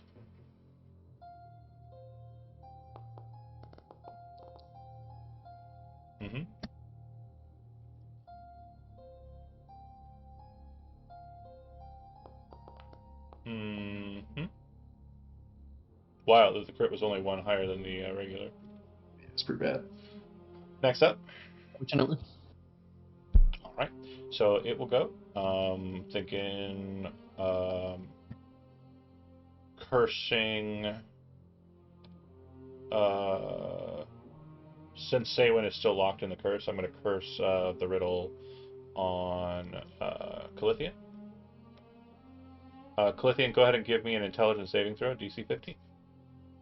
Okay.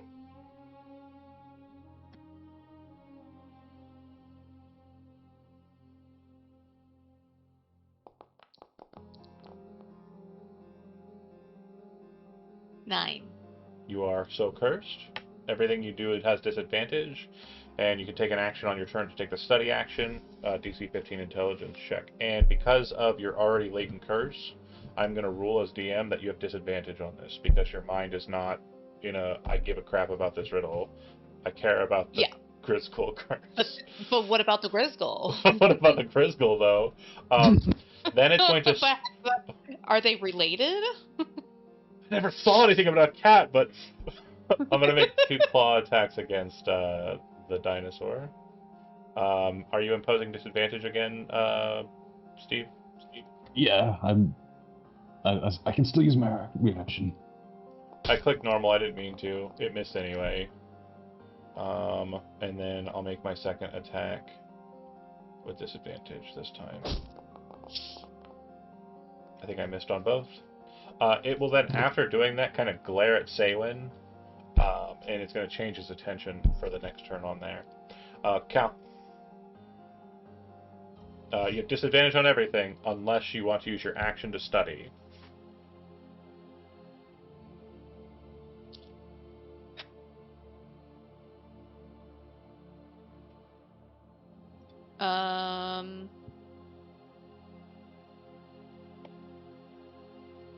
You know what? I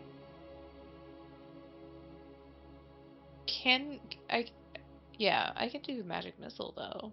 Yeah, that doesn't involve any rolls. Yeah. Just damage. That one you're kind of hovering over is dead.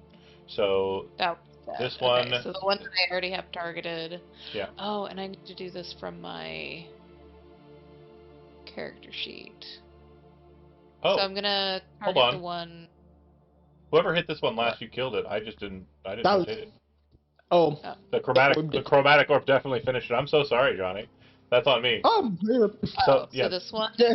these two in the back line are totally chill. Every other Okay. iota is dead. Okay, rad. So I will cast it at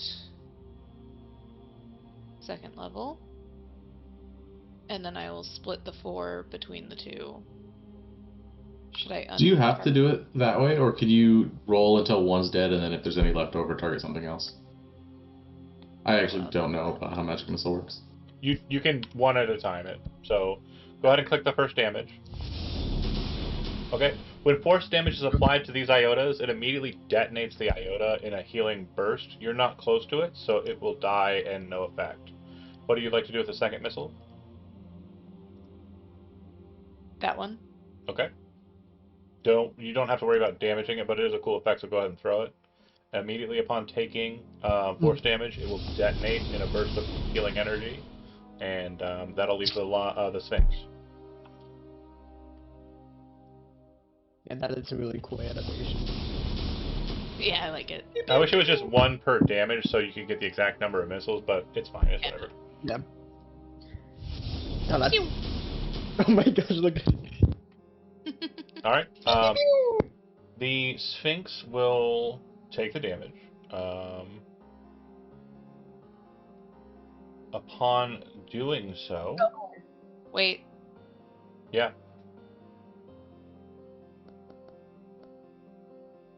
Okay, we're safe. What was that for? Wild magic. Oh. The joys. Okay. At the end of this initiative round, and it'll be the first time that you actually are reflective of it, I would like everybody to gain 1 hit point. I don't You're care. at max. Whatever take you damage? did, it... You will take 1 damage instead. Ah! If you are at maximum hit points, you take a damage. If you're not, you will gain 1. Yes. A 1. My 10 hit points. I'll use my action to keep trying to solve the riddle. It just feels a pang. Go ahead and make a intelligence check. I believe in you. You got this. Hey. See? What did I get? I can't see my dice right now. 16. That's- You got 16. 16. Oh, teeth. The answer is teeth. Oh, it's so obvious. Someone said something about teeth in a quest they went on, someplace called the Gash. I don't know. Teeth. Teeth. But yeah, that's my action. I don't have a bonus action, so I guess that's it for now. Okay. Ignatius.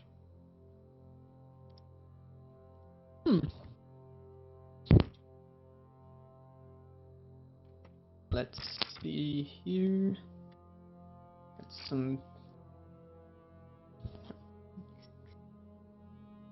What can I do here?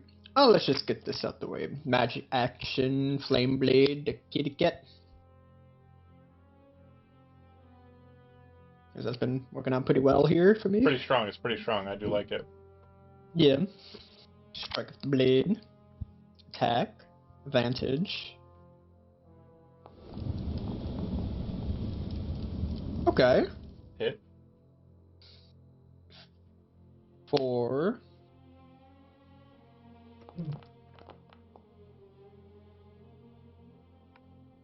That. Okay. Wait, that 1 should be a 2 actually, because I got a feat here. Loop. Gotcha. Should be 10. Oh, I looked the Then- wrong direction. It should have been -1. I hit plus. There we go. Okay. Then I guess. Guess. Do have 2 more sorcery points left. I just keep on pressing the attack here. There's a whole door there. There's a whole door there. Yeah, he's just gonna. I think that's fine. Yeah, Fair. that'll be it. Nyx. Claw bite. Oh wait, Yeah, I'll look at the cat and say, "You may yield at any time, my friend," and then attack it. He says, "I am," and as he's saying that, you hear in your head, "I'm well aware of the rules of the game."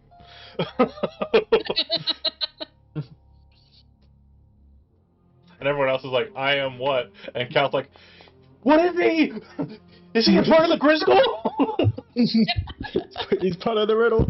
He doesn't even care about the riddle. He cares about something else. Yeah, he was already cursed with Double. Oh, you got double curse? It's like, Double it's like curse. trying to study for like the bar exam while also trying to study for the like the SAT or something. Yeah. I see. Oh, no. Claw hit, claw miss, bite hit. Yeah.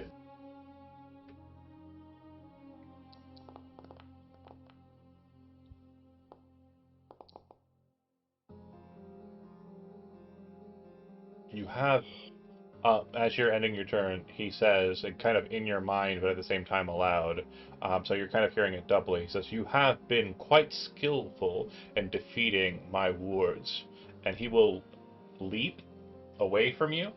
This will provoke opportunity attacks, but you have disadvantage for the strikes.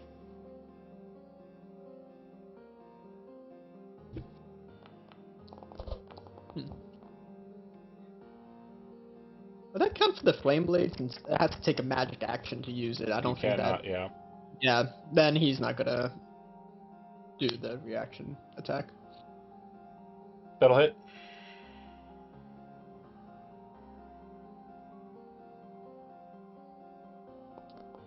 I did not mean to click that. I was trying to hit +1 and somehow I managed to click the critical button. 7, 8, 9, 10. Okay. Looks like the math was 7 on the first dice, 5 on the second dice, +2, +1. Okay, cool. So, when it lands there, you didn't sufficiently wound it for it to stop this effect, so it will utilize this. Suffer one last trial in this course. Your bravery so far is oh so close. And he will utilize Curse of the Riddle on each one of you. Everybody make a intelligence saving throw. I believe that Calithian, Saywin, and who else has used their Blalatha?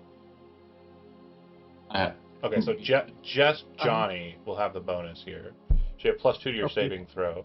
But yeah, go ahead and roll an intelligence saving throw, and Johnny, you'll have a +2, which you can add to the additional modifiers when you click to roll it. Okay. Not again. Not again. I'm gonna use my inspiration. +2. This I guess counts against that other clock that I have going for making Cal dumber. So when he looks up, the riddle kind of goes in his head, and he's just like, eggs. No. Easy. A man is the answer, because you hear him say, "I walk on 4 legs during the morning. I walk on 2 legs during the day. I walk on 3 legs at night. What am I?" And you realize he's kind of referring to like the life cycle of a man. And man, you say in reply, and he immediately looks to you all and says, "You have proven yourself brave, courageous, and worthy." And he will kind of place his claws down, and the shards of the iotas kind of pull to him and kind of enter into the jewelry about him. In this moment, more resplendent than he was in kind of that initial burst of combat. He will walk away from you casually, obviously not provoking, or you guys aren't fighting him anymore, right? Or are you guys completely hell-bent on murdering a sphinx? He will walk up to the top. The psychopomp will kind of rattle the cane that they have, which will cause the firewall to dissipate behind you. And in doing so, the sphinx will also kind of stop at the scales, reach into the treasure and shuffle about, and then pull out what appears to be a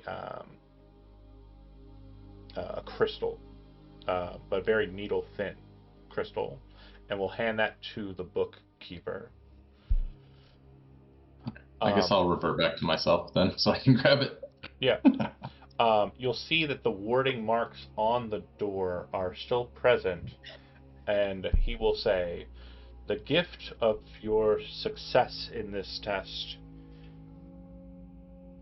is the means, but not the knowledge. Only those worthy of entering into this space are those who have been granted the lore of how to pass through these gates. If you do not know how to bypass these gates, at this time, you may sacrifice this item that I've granted you, this gift, and the psychopomp will return you to your world outside of the book. However, the locks will change, and you will be required to study once again to re-enter this space."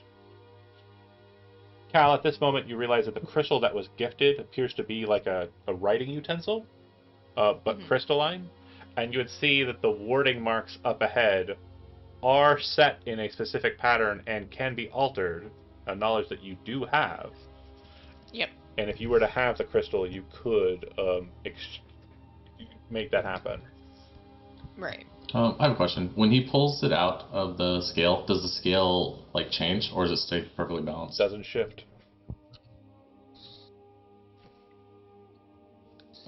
Nyx will graciously accept the gift, looking to the party for any clues of what could go on, while also looking at Saywin to see if he needs some healing.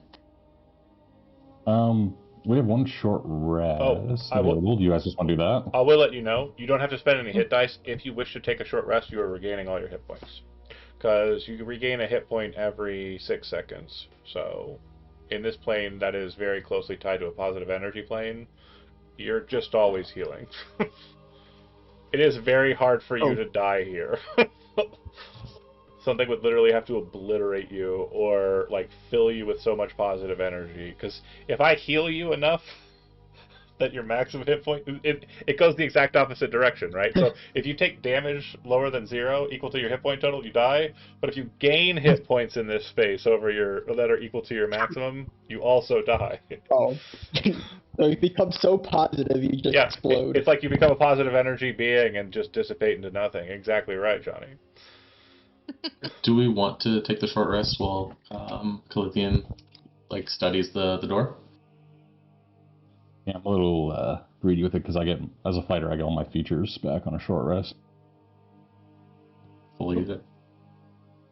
Short rest is fine. Well, Cal works. I don't need a short rest, so. I mean, if you need it. So, do you approach me to take the crystal? Oh, Because yeah. I don't know what it is. No, it's fine. As you're walking by, if you ask, I'll gladly give it to you. Yeah, he would ask for it, saying that he thinks that that's what he needs to be able to open the door for us.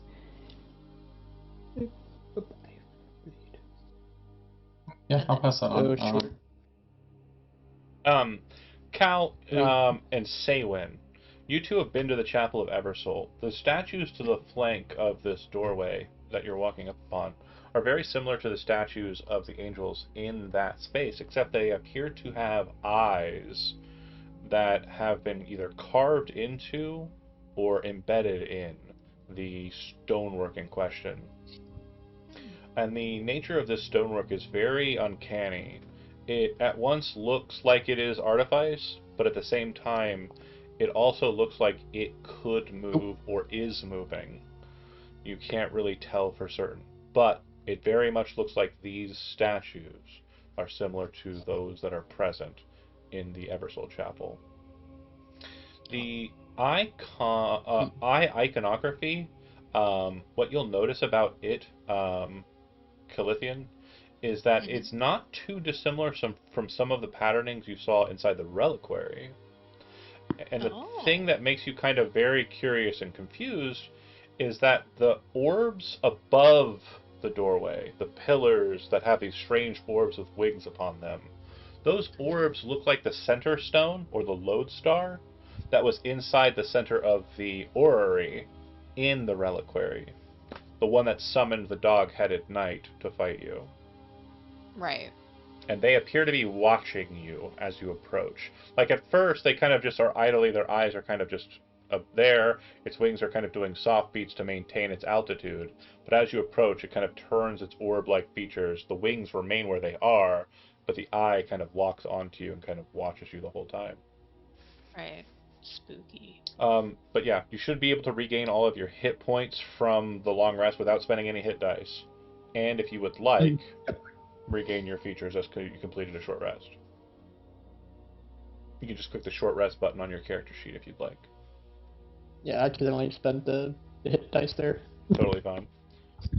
During this time, Nyx would just be trying to converse with the Sphinx. Like, are you a normal size, or are you large? I've seen a much smaller one than you. Is that normal? How long have you been here? Are you trapped here? You saw a Sphinx of Wonder. Someone is in pact with a being greater than yourself, or greater than your realm. Sphinxes... You know the Sphinx? I do not know them. We are not all familiar with one another. There are large swaths of sphinxes in the astral sea, inside of pocket dimensions such as this one, also out in the material plane writ large. But the material plane as I understand it you came from is very much different than the material plane as I understand it. Can you leave with us when we leave? Do you want to come with us? I am bound in this text. In essence, I am physically here and able to answer your questions simply because my essence was written to the pages by divine ink. That's so cool. If my understanding is correct, I have long since passed inside of the Eternal War. Oh, that makes Nick sad. Fear not, I died for good measure. The Eternal War is the spirits of good waging war against the spirits of evil, eternally, since the beginning of time. So if we hadn't held back and accidentally killed you, what would have happened to you if your material body's gone? My material body is not a thing that exists here. Similar to the iotas, I can reform. My calculus is inscrutable so long as the pages of this text remain intact.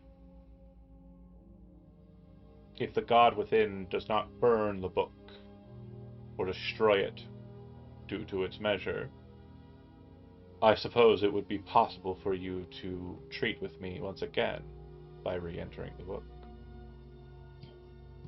Cal, are you hearing this? I am. It's very This is intriguing. amazing. He's like half, like he keeps like listening in, but he's like looking over the runes to. I am listening, but also my internal monologue is telling me a lot about the Grizgul, and I'm trying to do this fucking homework for you. Can you shut the fuck up? Can interesting things stop happening so I can focus? I just want to read the Grizgul notes. Ramius is getting so ahead on this. I hate it. I think technically I'm ahead on. Yeah, no, I know. You spent more know. points. But Yeah. if nothing else, the book, or sorry, not the book, the gate, is the next course of business. And I believe... Sorry, he said, the bird guy said that we can take treasure as long as we keep the scale balanced by giving something of value up, right? No, not quite. He said that if the scales are unbalanced, you can take what you'd like, but if the scales are unbalanced, it can cause the god to be angered. So if you wish to take from it, you can, but your greed will be something that's noted before you enter into the doors beyond. However, did some of the Like, can we gold get spill out of the balance? Think some cool items in there? So when you look inside, it looks like there are many gold coins and very large gold discs. There's a ruby that's about the size of your fist, in normal size, not in large size. Well, you change back, right? Yeah, it's only lasts for a minute. Cool. There are On the other side, there are a bunch of angel feathers that are present inside of the scale. And then I would say that there are some kind of artifice that's kind of more of like a jewelry kind of like mentality, like crowns, amulets, pierrots, etc. What they do or what Ooh. they are, or even if they are magical, is hard to tell. It If all I looks say, I feel like an angel feather would be a really cool souvenir from this place. Just Ones take on the you and ground, me I from both assume, sides. are If not you there, take- right? Or are they there? Ones on the ground? There are some that are on the ground, of course. Oh, cool. Can I take one of these angel feathers off the ground? Just. Yeah. All right. Nice. Is it like super big relative to like me? Like is it from like one of these big I would statues say it's. close? Have you ever had a peacock feather? Yeah, like a fake one. Yeah. Oh, right. Similar size. Cool. And I'll add angel feather to your character sheet. Should be on there. This is very cool. Maybe it'll make a cool quill one day. I don't know. I don't write things down, but cool souvenir. If you cook with it, Nix wants to try it. It's a dirty, grayish feather from a celestial being. The divine energies of the heavens still linger within. It is an ingredient of uncommon rarity that can be used only for recipes. It has no other benefit. Oh, do Heavenly you think it's soup. worth just taking them all then? You can Just probably lying on the manage ground? to get 4 if you want to grab them all. All right, sweet. I'll just take them all. Cool. Angel soup. Nice. Okay. And then, Go ahead. it's the same with the gold. He's more interested in the gold. Yeah, than- go ahead and add 100 gold pieces to your sheet. That's what's on the ground. Yes. Give the poor kid some money. Any relating to the that- Gristle in there? No, there's nothing related to the Griskull on the Well, floor. I don't want it. There might be something related to the Griskull in the Door. door. Door. That's what I was gonna say. Okay, so That movie does look pretty tempting, though. yeah, entering into the space.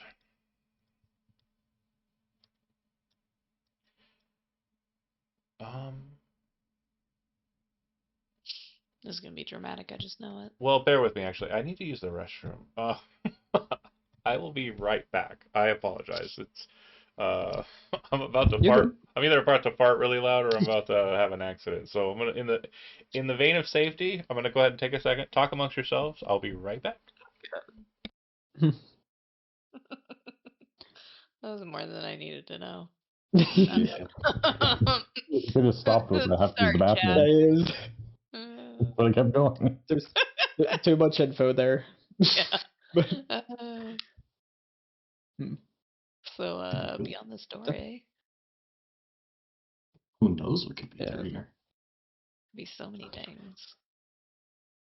Could even be a Griskull. Isn't it? A Griskull. All my What's a answers. Griskull? Nix asks. Griskull is a golem made entirely of papers and scrolls and books. That seems pretty counterintuitive. That sounds so cool. Unless our friend sets it on fire. Looking at the Dragonborn. Yeah. Yeah, that's what I said. It's counterintuitive. Did y'all kill Yeah. the one in the chapel? Is that like how you got cursed? Yeah. Yeah, that is how I got cursed. The first time we went in there and saw it, we didn't mess with it, and then a vampire spawn popped out of a side room. It's very- no. Oh my god. To be fair, I don't think Elizabeth and them were supposed to kill it either. But if I recall from watching it, didn't it roll just terribly the entire time? It did, but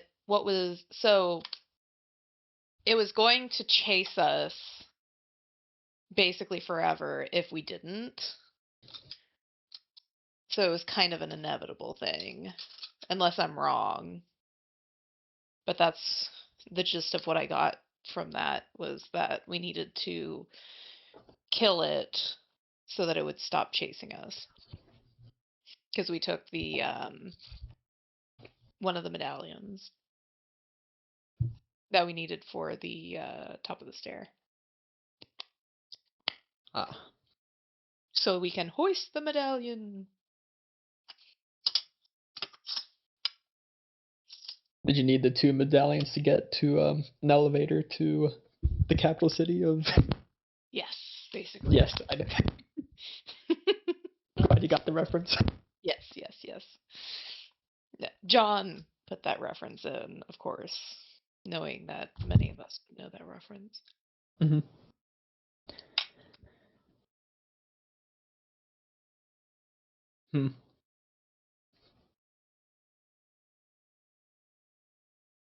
So how cursed do you think one would be if you take every single thing on the right side there of that scale? I think Brent it could would go probably pretty find poorly. out. Yeah. Pretty sure Brent would find out. Unless you just take all the feathers out of the other side, and then it's still even. All things even. Yeah, true. That if there's nothing on either of the scales, then it's valid. Yep.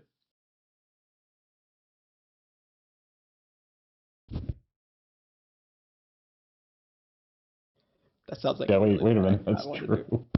Yeah. I know it's true.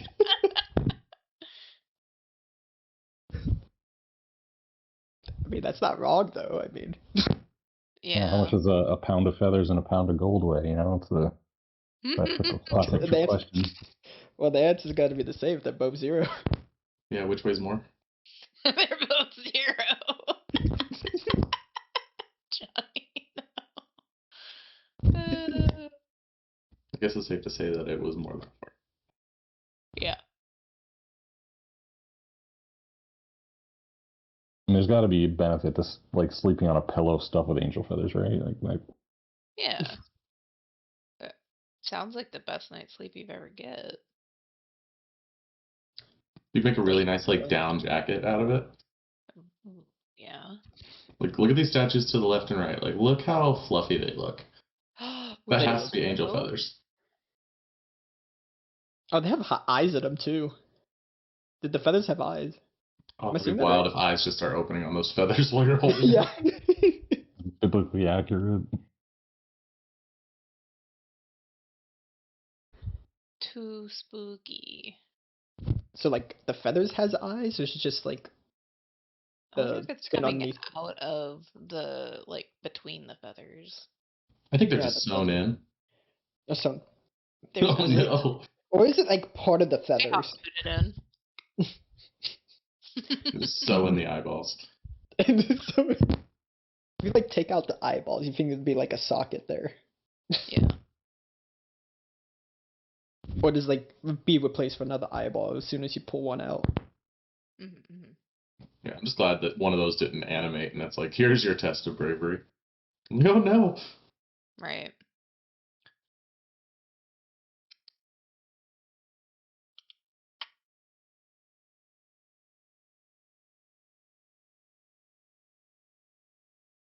So we go in here, we murderate whatever's on the other side, and then this becomes our new domain. We live here now.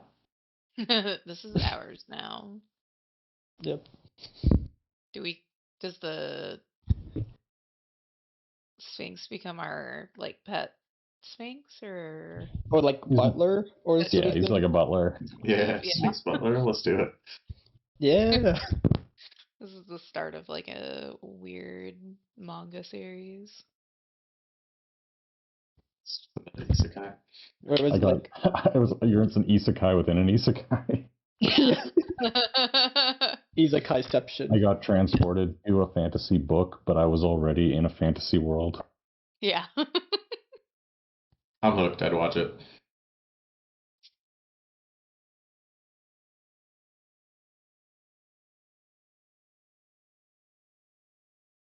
I would definitely give it a shot. I don't really like isekais that much. No, They're always neither. good for like the first 3 episodes, and then for some reason the main character always becomes like super overpowered, super fast. Yeah. And it gets boring. Like Or it's just like anime like that, just like superpowered. half. Yeah. Thank you for your Steve, patience. you don't have the thing that gives AC to your allies that are next to you, right? You can only do the imposing. That's just passive. So if you're next to me, they get -2 to their attack roll. Not And then correct. as a react, Defender does not work like that. Defender says if you're adjacent to the person who's swinging at an ally, then -2. It doesn't matter if your friends are next to you or not. So, like, they could be on the opposite side, but if you're adjacent to the enemy that's fighting them, it'll be a -2. Okay. Great. So you have defender?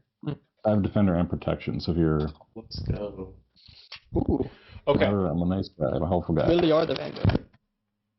So, I am trying to remember. I think it's this one. I hope it's this one. No, that's not it. That's too combat oriented. I had like a really pretty ambient song, and I don't remember what it was titled. So maybe it was this one. Yeah. When you open the gate, you are blinded by celestial light. There appears to be a pathway up ahead, and you can kind of see in the image before you that it looks as though there is kind of like this rocky outcropping beyond. When the gate is opened, you approach. It seems as though the ground beneath you shifts. It's not ground you're walking on any longer. Mists, clouds. Feels like glass. Feels like ice, feels like snow, feels like you're walking on a pillow. It's hard to decipher what it is you're even stepping on. And then, the world opens up to you in a fashion that similar to the interior of the book. To your left and to your right, you see two massive blades that appear to be made out of gold, brass, something shiny. The one on the left appears to be a simple saber or cutlass. The one on the right seems to be a broadsword. Floating in the space before you, you can see these very strange shapes present on the ground, in the ground, above the ground. It's hard to say for certain. It seems as though the largest of these shapes is a 20-sided polyhedron. It seems to pulse with radiance. The other shapes also have their multi-sides. I think some of you are probably catching the hint. On the opposite side of the space, you see two more swords. These swords appear to be flanking or creating a barrier in this space. You would hear from inside of this space, almost as if the 20-sided dice in the midst of the heavens here speaks to you. Yo-ho! Guests! You would hear the dice say, "Come, come, please, come."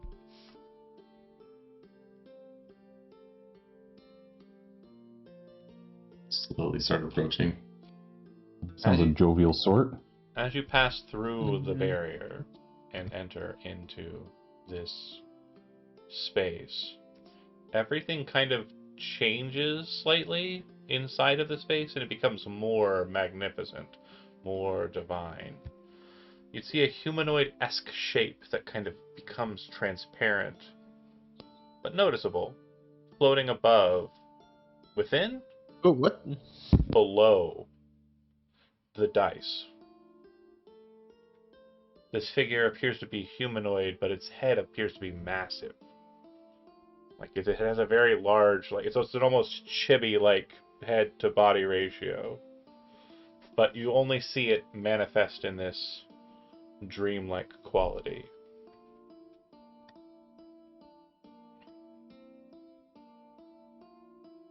Say when Are you a friend? I suppose I can be, if I were to know you better. It's been so long, I don't really know Were we friends? Are we friends? Will we be friends? The Nyx thinks we're friends. Then we are friends. And you didn't really announce yourself, but there's this kind of familiarity with the reply. It seems that whoever this is knows you by name. Look back. He's a friend. It's okay. We can go. Oh, can we know your name, friend? My name? My name is Metis. Oh. It's good to know you. Got Metis. metagaming.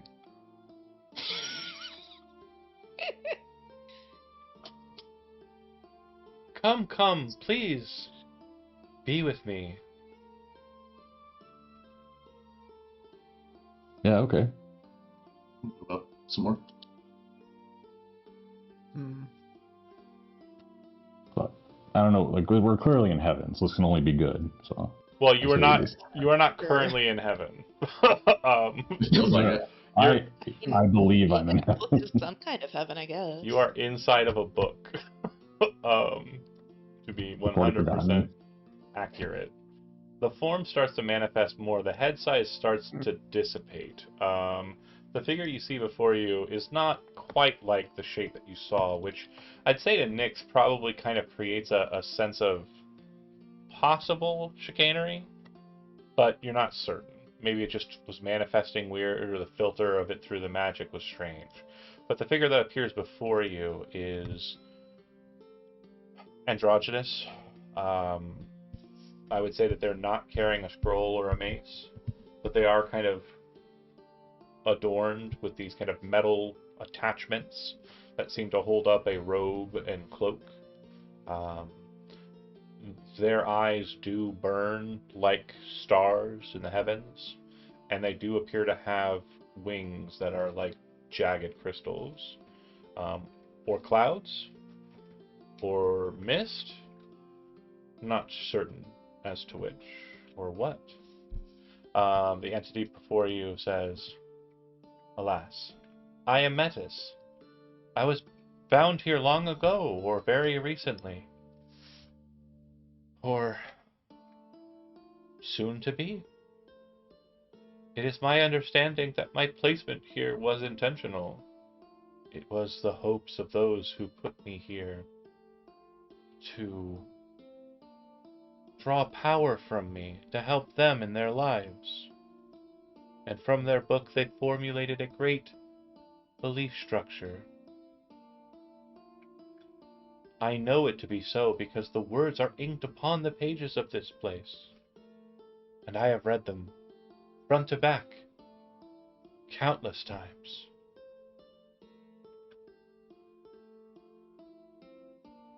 So you're trapped here? I am bound here, but trapped is a word that has its own connotations, I suppose. I feel Can as you though leave? I don't believe that I can, but I don't believe that I desire to. He's trapped. So he kind of whispers to the other ones, "Yeah, he's trapped. He might be. Might be in what do they call it? It's Disbelief of his. Yeah, you got it. Yeah, delusion. That's the word. Stockholm syndrome?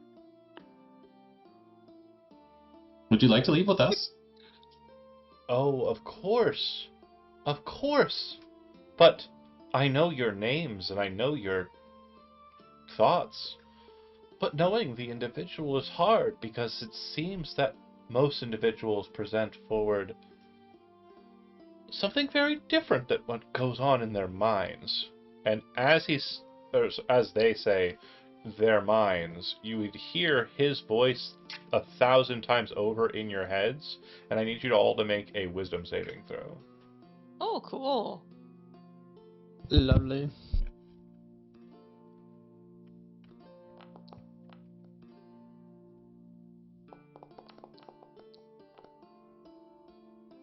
Hmm.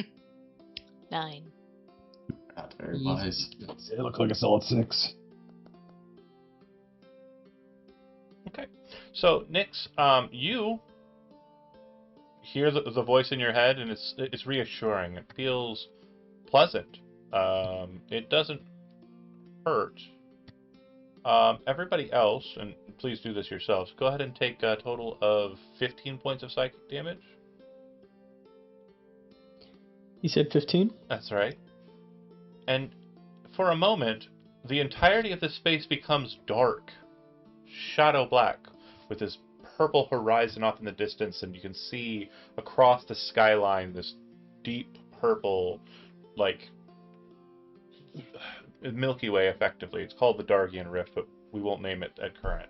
And you would see that the creature's form before you shifts, at least in your mind, in your perspective therein. And you would see this before you instead. For just a flash. For just a moment. But it's maddening enough that it causes your brain to rack in fear of what this is. To fear this entity. Angelic, but at the same time, twisted. Does everyone see that, or just the people that, like, failed? Not Nyx.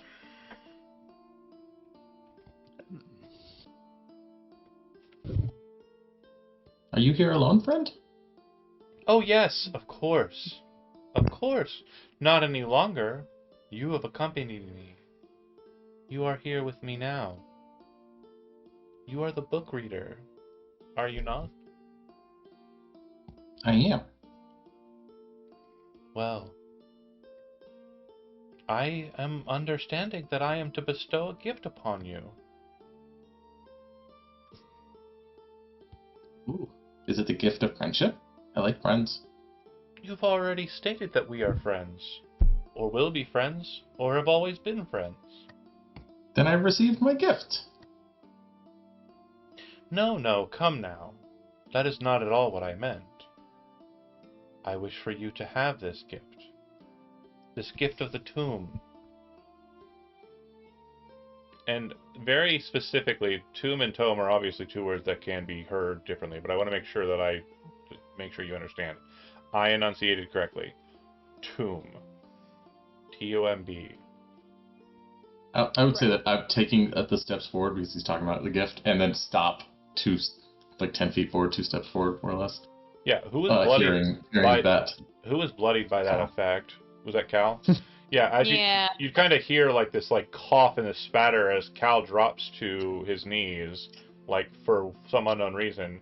Sawen's probably grasping at his helmet, and Ignatius, how do you react in response to the effect? Shaking his head is like, nope, not getting near that thing. Staying here on the steps. Yep. Yep. Make an that, look back. Sorry, Ignatius, make an Arcana check for me, since you're kind of a distance away. Arcana. Okay.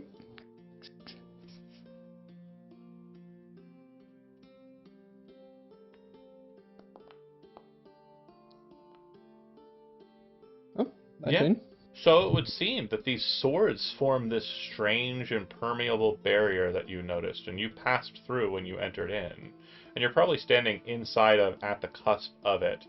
It seems that they form a perfect quadrant or square shape around these floating polyhedrons and also the entity itself.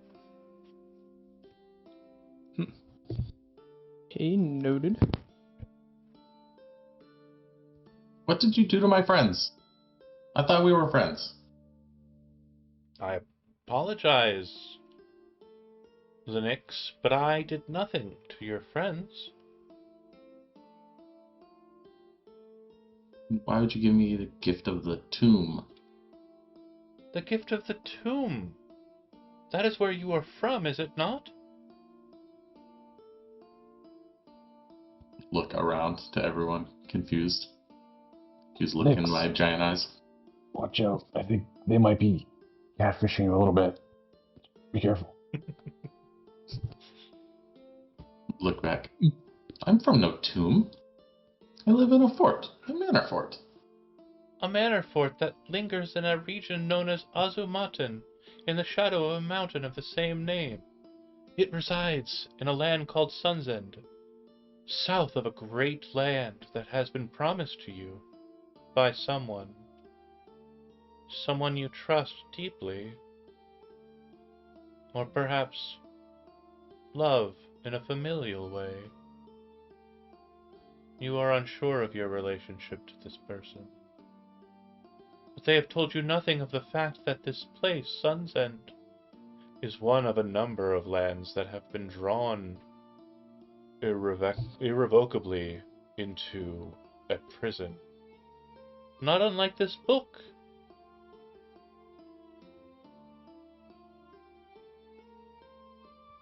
Any of Are you you know what telling he's us talking that we're about? dead? What? No. Not all that reside in a crypt are undead or dead at all. Sometimes the living can be encased in such a place.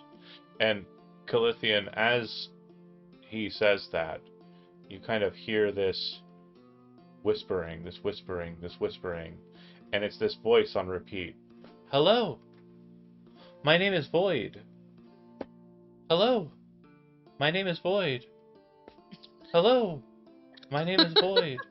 And it just keeps residuating, residually kind of going into your head. Yeah. And you don't know why. That voice is what's popped into your head.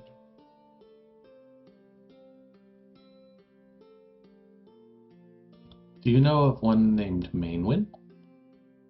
Names. You're so insistent upon them, Linux.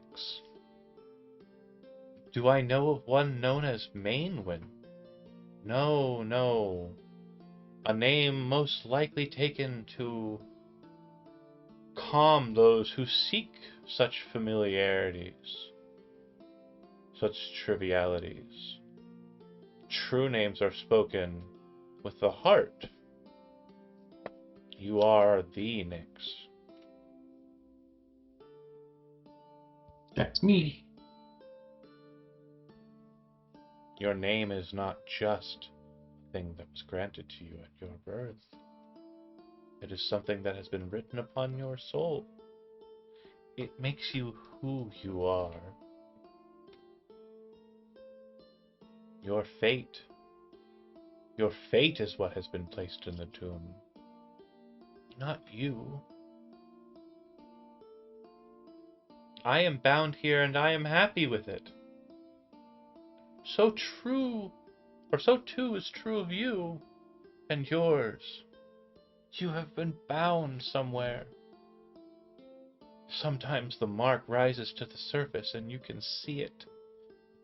And he raises his hand again, or he raises his hand for the first time, and you can see that there is a mark on his hand, but it is different than the mark that you have. Mm-hmm. And for those who are familiar with my setting, it is the mark of judgment, not the dark mark. Oh.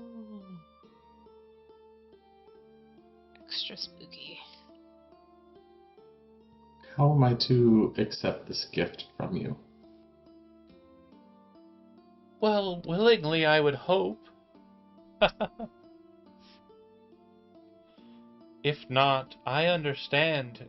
You appear to be tense. And perhaps the sight of your friends hurting in the way that they have, seeing the geometry of this place, it has wounded their souls.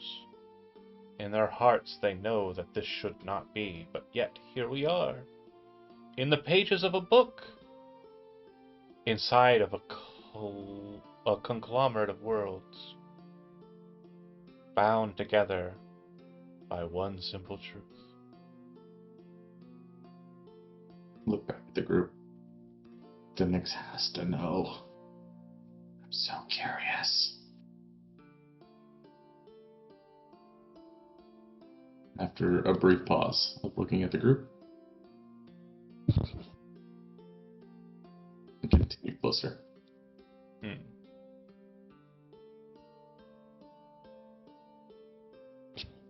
Do you know anything of the Grisgold? A Grisgold is a type of Yeah. creature. When you speak of the Grisgol in your heart, I understand it to be the one that has tethered itself to your mind by magical means. I know that it is dead. You have destroyed it. You parse through its pages every day, studiously. You seek some greater truth that you believe to be hidden within it, but at times you are not certain whether or not it is simply the magic that is forcing you to strive on, if there even is an actual goal at the end of your study. I know this to be true of another amongst your number, one who has not come into the book with you, one that still resides within the tomb. Yes, we summoned someone named Void. They're currently preoccupying my mind now, somehow. Thought maybe you were Your- related. Your connection to this one is the newest and the most observantly possible for you to gain vision on, to gain knowledge on. You saw how she was brought to this place. Yes, with help by the study of Grisgol texts. Do you not wonder how it came to be the case that you came to be in that place yourself? Have you ever seen another arrive at the Manor of Court? Can't remember it off the top of my head, no. Interesting. We all kind of just arrived through the front door sometime. I imagine that's how I came. That is how you remember arriving there, of course.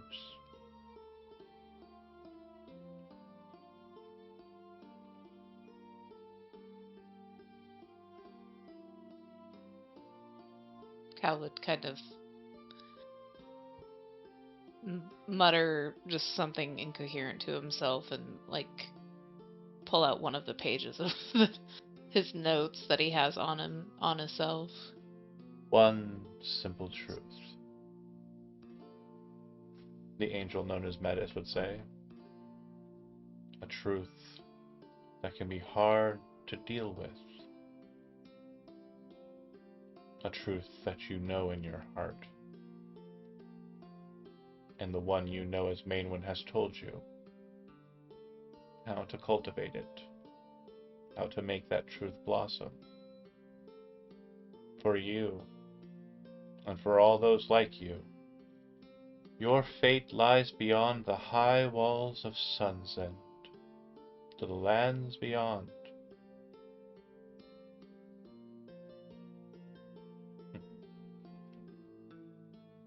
But the mark is always with you, even if not manifest. Even if it doesn't have the power to draw away at your bodies and your souls, and blight you with its effects.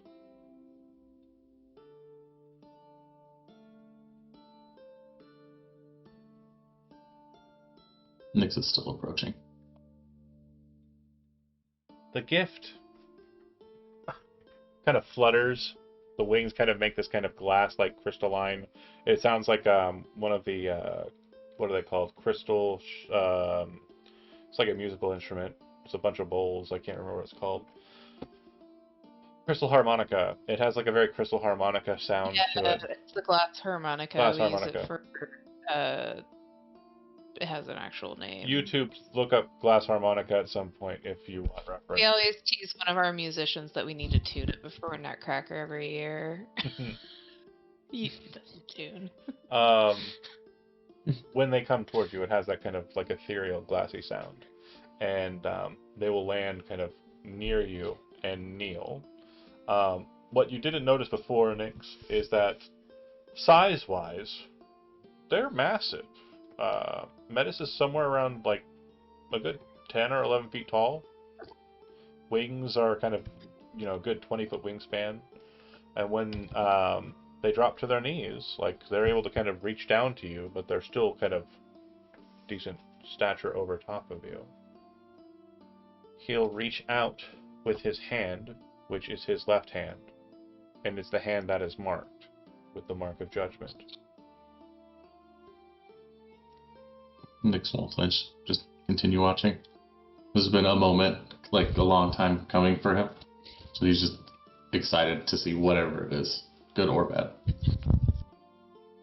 Take my hand.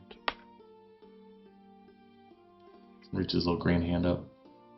When you place your hand in Metis's, I need you to make a charisma saving throw, and then I am going to describe something to you that will be homework for you after this session.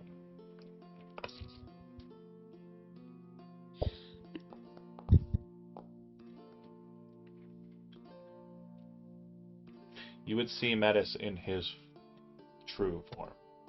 And just as a reminder, because I mean, again, I'm going to keep, wanting to post it because I think it's rad. But I mean, It's gnarly. It's very cool. you can see his hand with the mark that he's holding up close to the left side of his face. That's the hand you're holding. The other hands are kind of like looming about you, almost like they're moving to embrace you, but it feels claustrophobic, creepy, and very strange all at the same time. But when you touch his hand, you would see in your own hand a bright white version of the dark mark, which you've had on your person before. You would see it twist in shape to become like his mark. And then it would fade away. In his creepy form there, the stoic face, eyes closed, well, eyes on the face at least, closed, kind of turns into a bit of a smirk, and then immediately shifts back to the diva form. You are flooded with memories. Take 21 points of psychic damage. And the homework I have for you is I need you to write a full backstory for your character. Oh snap! Yeah, I suck at writing. All right, let's be fun. Again, if you have a couple paragraphs worth of stuff, I can definitely elucidate upon that. I just need the knives. Okay. Obviously, we've already alluded to one point in your history regarding cold iron shackles and the like. So that's probably one of a number of bad times Nyx has had in his past. In that moment after the flooding, obviously there's kind of like a panic. I'm assuming like a scream, a wail of agony, kind of like backing away and kind of like dropping to the ground away from him. The others who are present, what's your response to seeing Nyx in pain? You obviously don't see him shift into the Metis form when Nyx is touching him, but you do. Everybody else did see him already, so you understand like what he's potentially seeing here when this happens. Cal would probably stand up and move towards him. Yeah, I would kind of like rush to his defense. Saywin, are you doing so with weapons? I mean, knowing this guy's true form, it's probably just my shield, kind of imposing the shield between his little body and the big Deva. Yeah. So Metis essentially just show like sheltering him more than not so much threatening the Deva, but sheltering Nyx. Metis will look to you and say, "Fear not. He has been given a gift. As you are his friends, I will offer you the same. I will do so with no illusions, as Nyx knew in his heart what he was asking for. You have been given a mark. In a sense, this mark is unfinished. So too is true of your memory. If you wish it, since you have come here to free me, I will finish the mark. And I will return your memories to you." Will it stymie the corruption that the mark seems to want to spread? No. The mark is a mark of judgment. You have been so judged, by no fault of your own, simply by being one of a number of equations that was unwanted. I assure you, if you show heart to worship the gods, I am sorry, for your heart is being put forward in folly. Your faith is being put forward in foolishness. For you see, you have been discarded. You have been forgotten, as I have. Hearing that, Sam will pull off his gauntlet that covers where his dark mark is, say, the only gods that have ever done me any good is salt and steel. Let's have at it then. Brave. No wonder you were able to make it here. We'll take your hand and flash. 21 points of psychic damage. A similar effect. Oh, no, I'm dead. You have homework. Wait, are you down? Well, I actually had a question to ask about that. Are they still healing over time? Like, you should be at full hit points. Oh, well, I If didn't you know They took the blast. No, if you took a short rest, it should have put you at max. I guess, oh yeah. So inside of this space, yeah, you're also healing every second, or every 6 seconds, sorry. Okay.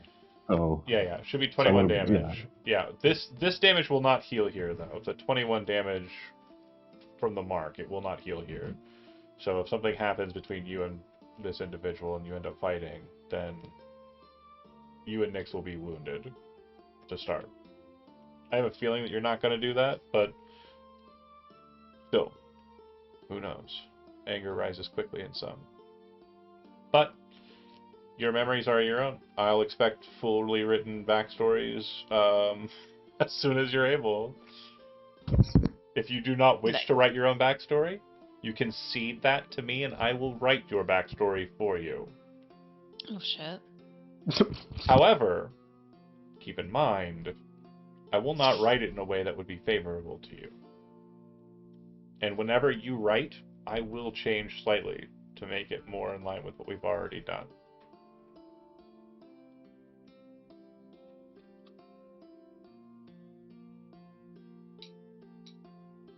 Seeing Saywin also accept the gift, I want to cast Cure Wounds on myself. See, before I do it on him and potentially hurt him.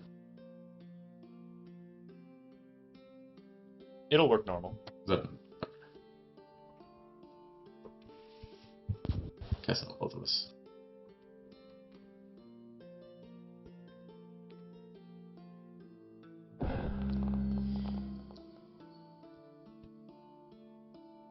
One's for me.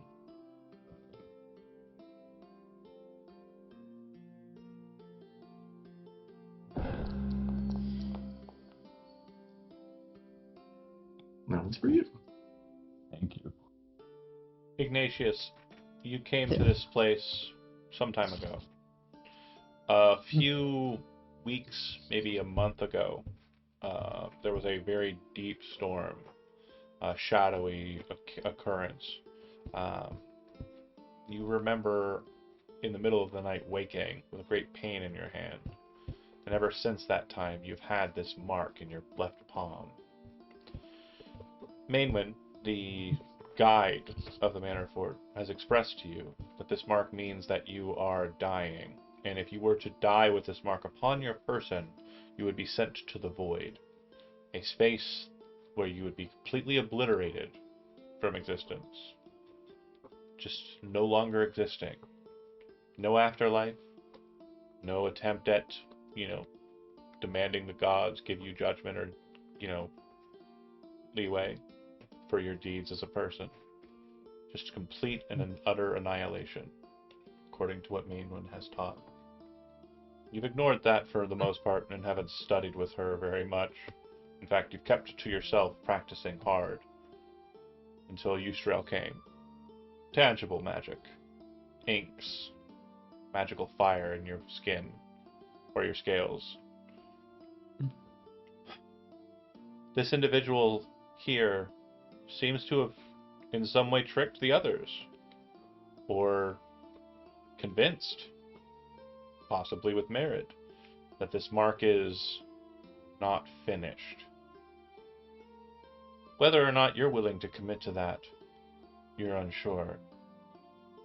And your memories of your past are so foggy, misty, if you will.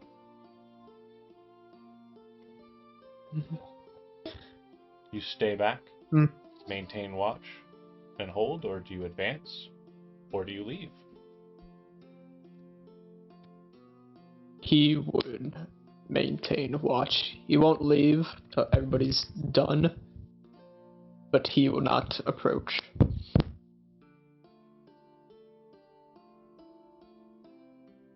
Cal?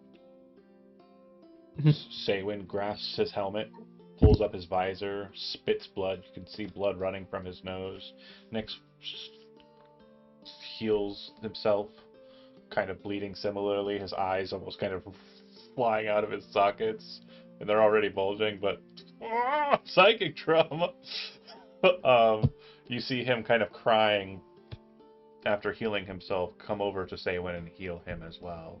And the two are kind of looking at each other with this understanding. The details have not been etched, the details have not been yet written, but they are flooding the minds of these two individuals. You're not aware of that fact. You're simply aware that whatever has affected them seems to be taking its toll, not just physically, but mentally. The diva looks to you.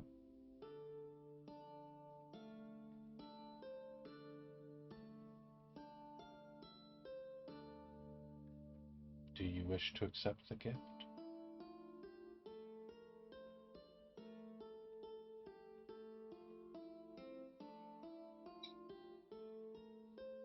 You're talking to me? Yeah, Cal.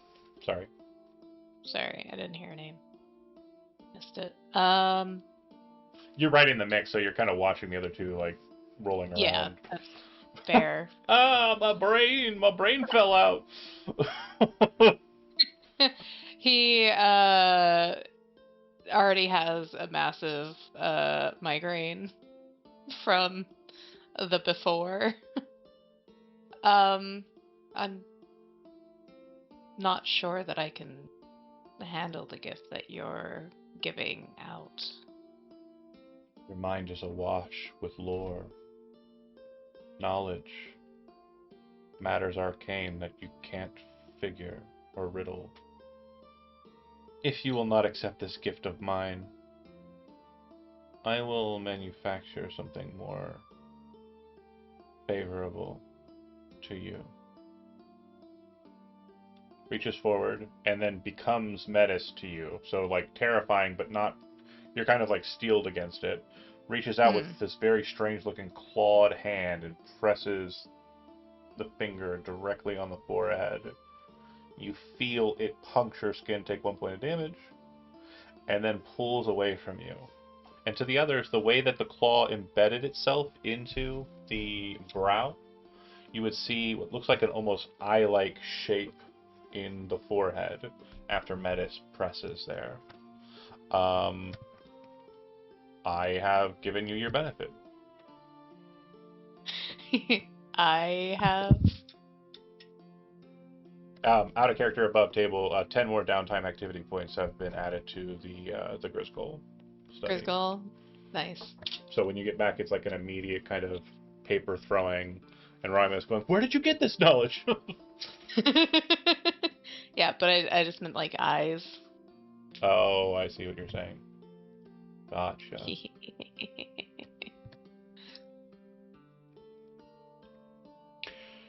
Now the matter of my reimbursement for these gifts. Freedom. There are 4 swords, and there are 4 of you. Take up these blades, and my binding will be broken. I will re-enter into the world at my pleasure. And you will take these blades of binding into your tomb. Use them at your own pleasure. They will not harm you as my truths have. They will guide you. They will aid you. And they will serve you in fighting your enemies. I thought you had no desire to leave here. You came so that I could be with you, did you not? So that we could be friends? We are friends. You said this. If you wish for me to remain in the book, I shall. But know this. Once the gates here seal for one, they do not open again. Our friendship will conclude. The If right. we release you, we can come back. I will not be here. I will be in the winds. You can pray to me. But I could still return into the book. Of course. But this space will be broken. The book will still be present, and this space will still be present. But the powers that hold me here will be gone. If you do not wish to see me again, leave me to be. Others may visit, but I owe them no gift. Only the book reader. And once the book has been opened, the gifts will have been given.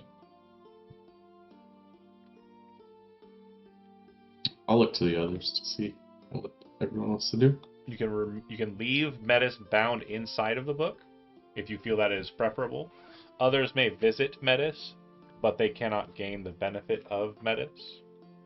They can certainly talk to Metis, but he's not going to grant them the same gift he has granted you, the gift of knowledge and the gift of the completed mark. Let's free him.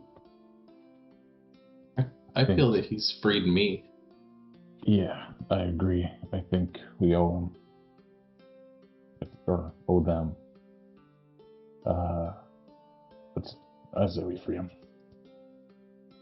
And Sam will start heading towards the top right, so it looks the coolest. The broadsword?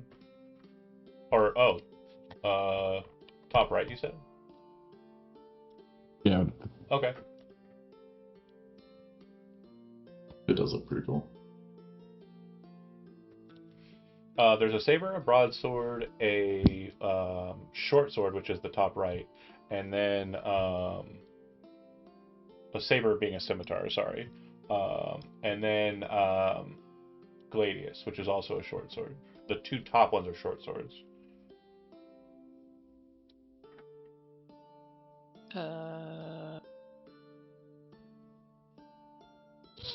You sure you don't want the broadsword, which is basically a longsword? No, I didn't know if a broadsword was considered a longsword. Yeah. Yeah, I will go for that. I was just looking for the one that looked the most longswordy. Yeah. Sorry, the one at the top right does look a bit longswordy, but yeah, it's a single hilted blade. It just has a wide guard because it's kind of like a... Basically, it's a short sword that's kind of like a gouge.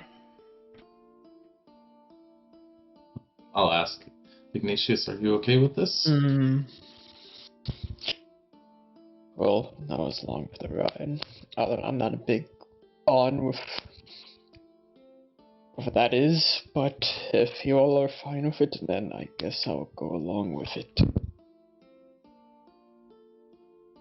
And Cal, your thoughts? I believe that's fine. Alright. Next we'll begin heading towards the sword. We will grant you your freedom, as you have done the same for us. Upon taking up the swords, you kind of basically do very similar to how you entered into the... Go ahead, somebody was saying something? Was somebody going to say something? I thought I heard somebody trying to interject. Oh no, it's just a dog in the background. Okay. I just want to make sure. Yeah, sorry. I didn't want to go to commit, and then someone was like, I object, but didn't say it. So, okay, cool. You all take up your selected blades. So the longsword for Seywin, the scimitar for Ignatius, or for the druid who could wield it. Oh, if I can wield it. Yeah, scimitars are a proficiency that I think druids get. And then the short swords are simple weapons if memory serves. If not, then they'll fall under dagger, whatever the simple version of a blade is. And it'll be a gladius and a kind of defender-like gouge. If you're not familiar with that term, it's got a wide sword guard because it's used as a defensive tool instead of a murder implement. Mm-hmm. Which one is the scimitar? Bottom left. Okay. The other two's up here, right? Yeah. And when you take up these weapons, the reality goes back to the Metis reality, where it's this dark area and you can see the, galaxy rift in the sky above, and everything kind of just twists size-wise until Metis is very, very large and you are very, very small. And Metis speaks, and what you expect to be a very booming kind of just displacement of sound is this very calming rush through your ears. I will be with you. You can speak with me at your pleasure during the night. And then they fade from existence. You reappear, or have always been, or just now will be, arriving at the table around the book. The smell of soup is present, but to Seywin's very trained nostrils, due to his harsh times in the kitchen, he realizes that the soup is old. It's been there for some time. It was fresh when you brought it. And you'd see Agor standing in the room looking to you all. He says, "Where have you been? I asked for you to give me a duty, but it's too late now. The night has fallen." Sorry. Whatever. I believe that supper is upon us soon. It is probably best that you do not travel. I don't know if we'll be able to send you out tomorrow. I might just have to find another group for the matter, he would say. I'm sorry, Master Agor. It's my fault. Sometimes it's easy to get lost in a good book. What's the hardest drink you have? So Ignatius kind of goes to the bar. Golradier is behind the bar and slides over, fire water. Seywin, you take the dirty dishes from the soup. There's kind of a moment of these have been out all day. I'm going to have to scrub and clean. And he's probably going to be mad about it. And when you get into the kitchen, you would see that Silas is unconscious. And in his lap is a cookbook. It looks like he fell asleep reading the recipes. That's so cute. Sometimes you can get lost in a good book. Cal, you return with a kind of gloater's heart to Romulus, who has been poring over the notes as you've been gone, and you immediately grab a couple of pages and put them to, make sense immediately of them, and you see Romulus's eyes just immediately flare up, demanding how. Slaps down one of his pages of notes that he took with him. And the only one I can't really predict on this is Nyx. The book, they're present, everyone going their separate ways. Agor sternly walking out of the antechamber. What does Nyx do? Nyx would return to... You would look for, a corner, somewhere where you can just be alone. And just flip through the pages of the book. Contemplating what happened and the memories that are flooding back to him. Some happy, some not so much. It feels as though the book, the words and the lines blur in Nyx's eyes. it's really more just a thing that he's doing to make sure that others aren't really aware or cognizant of what's changed in him in his heart. He thinks on those times past, those troubling moments that led him to this point. And he remembers over it all Metis's words. One truth that binds all of this together. That truth was never spoken aloud by Metis. It was implied. Or was it? The more he thinks on it, the more he starts to rationalize. Metis was a nice being.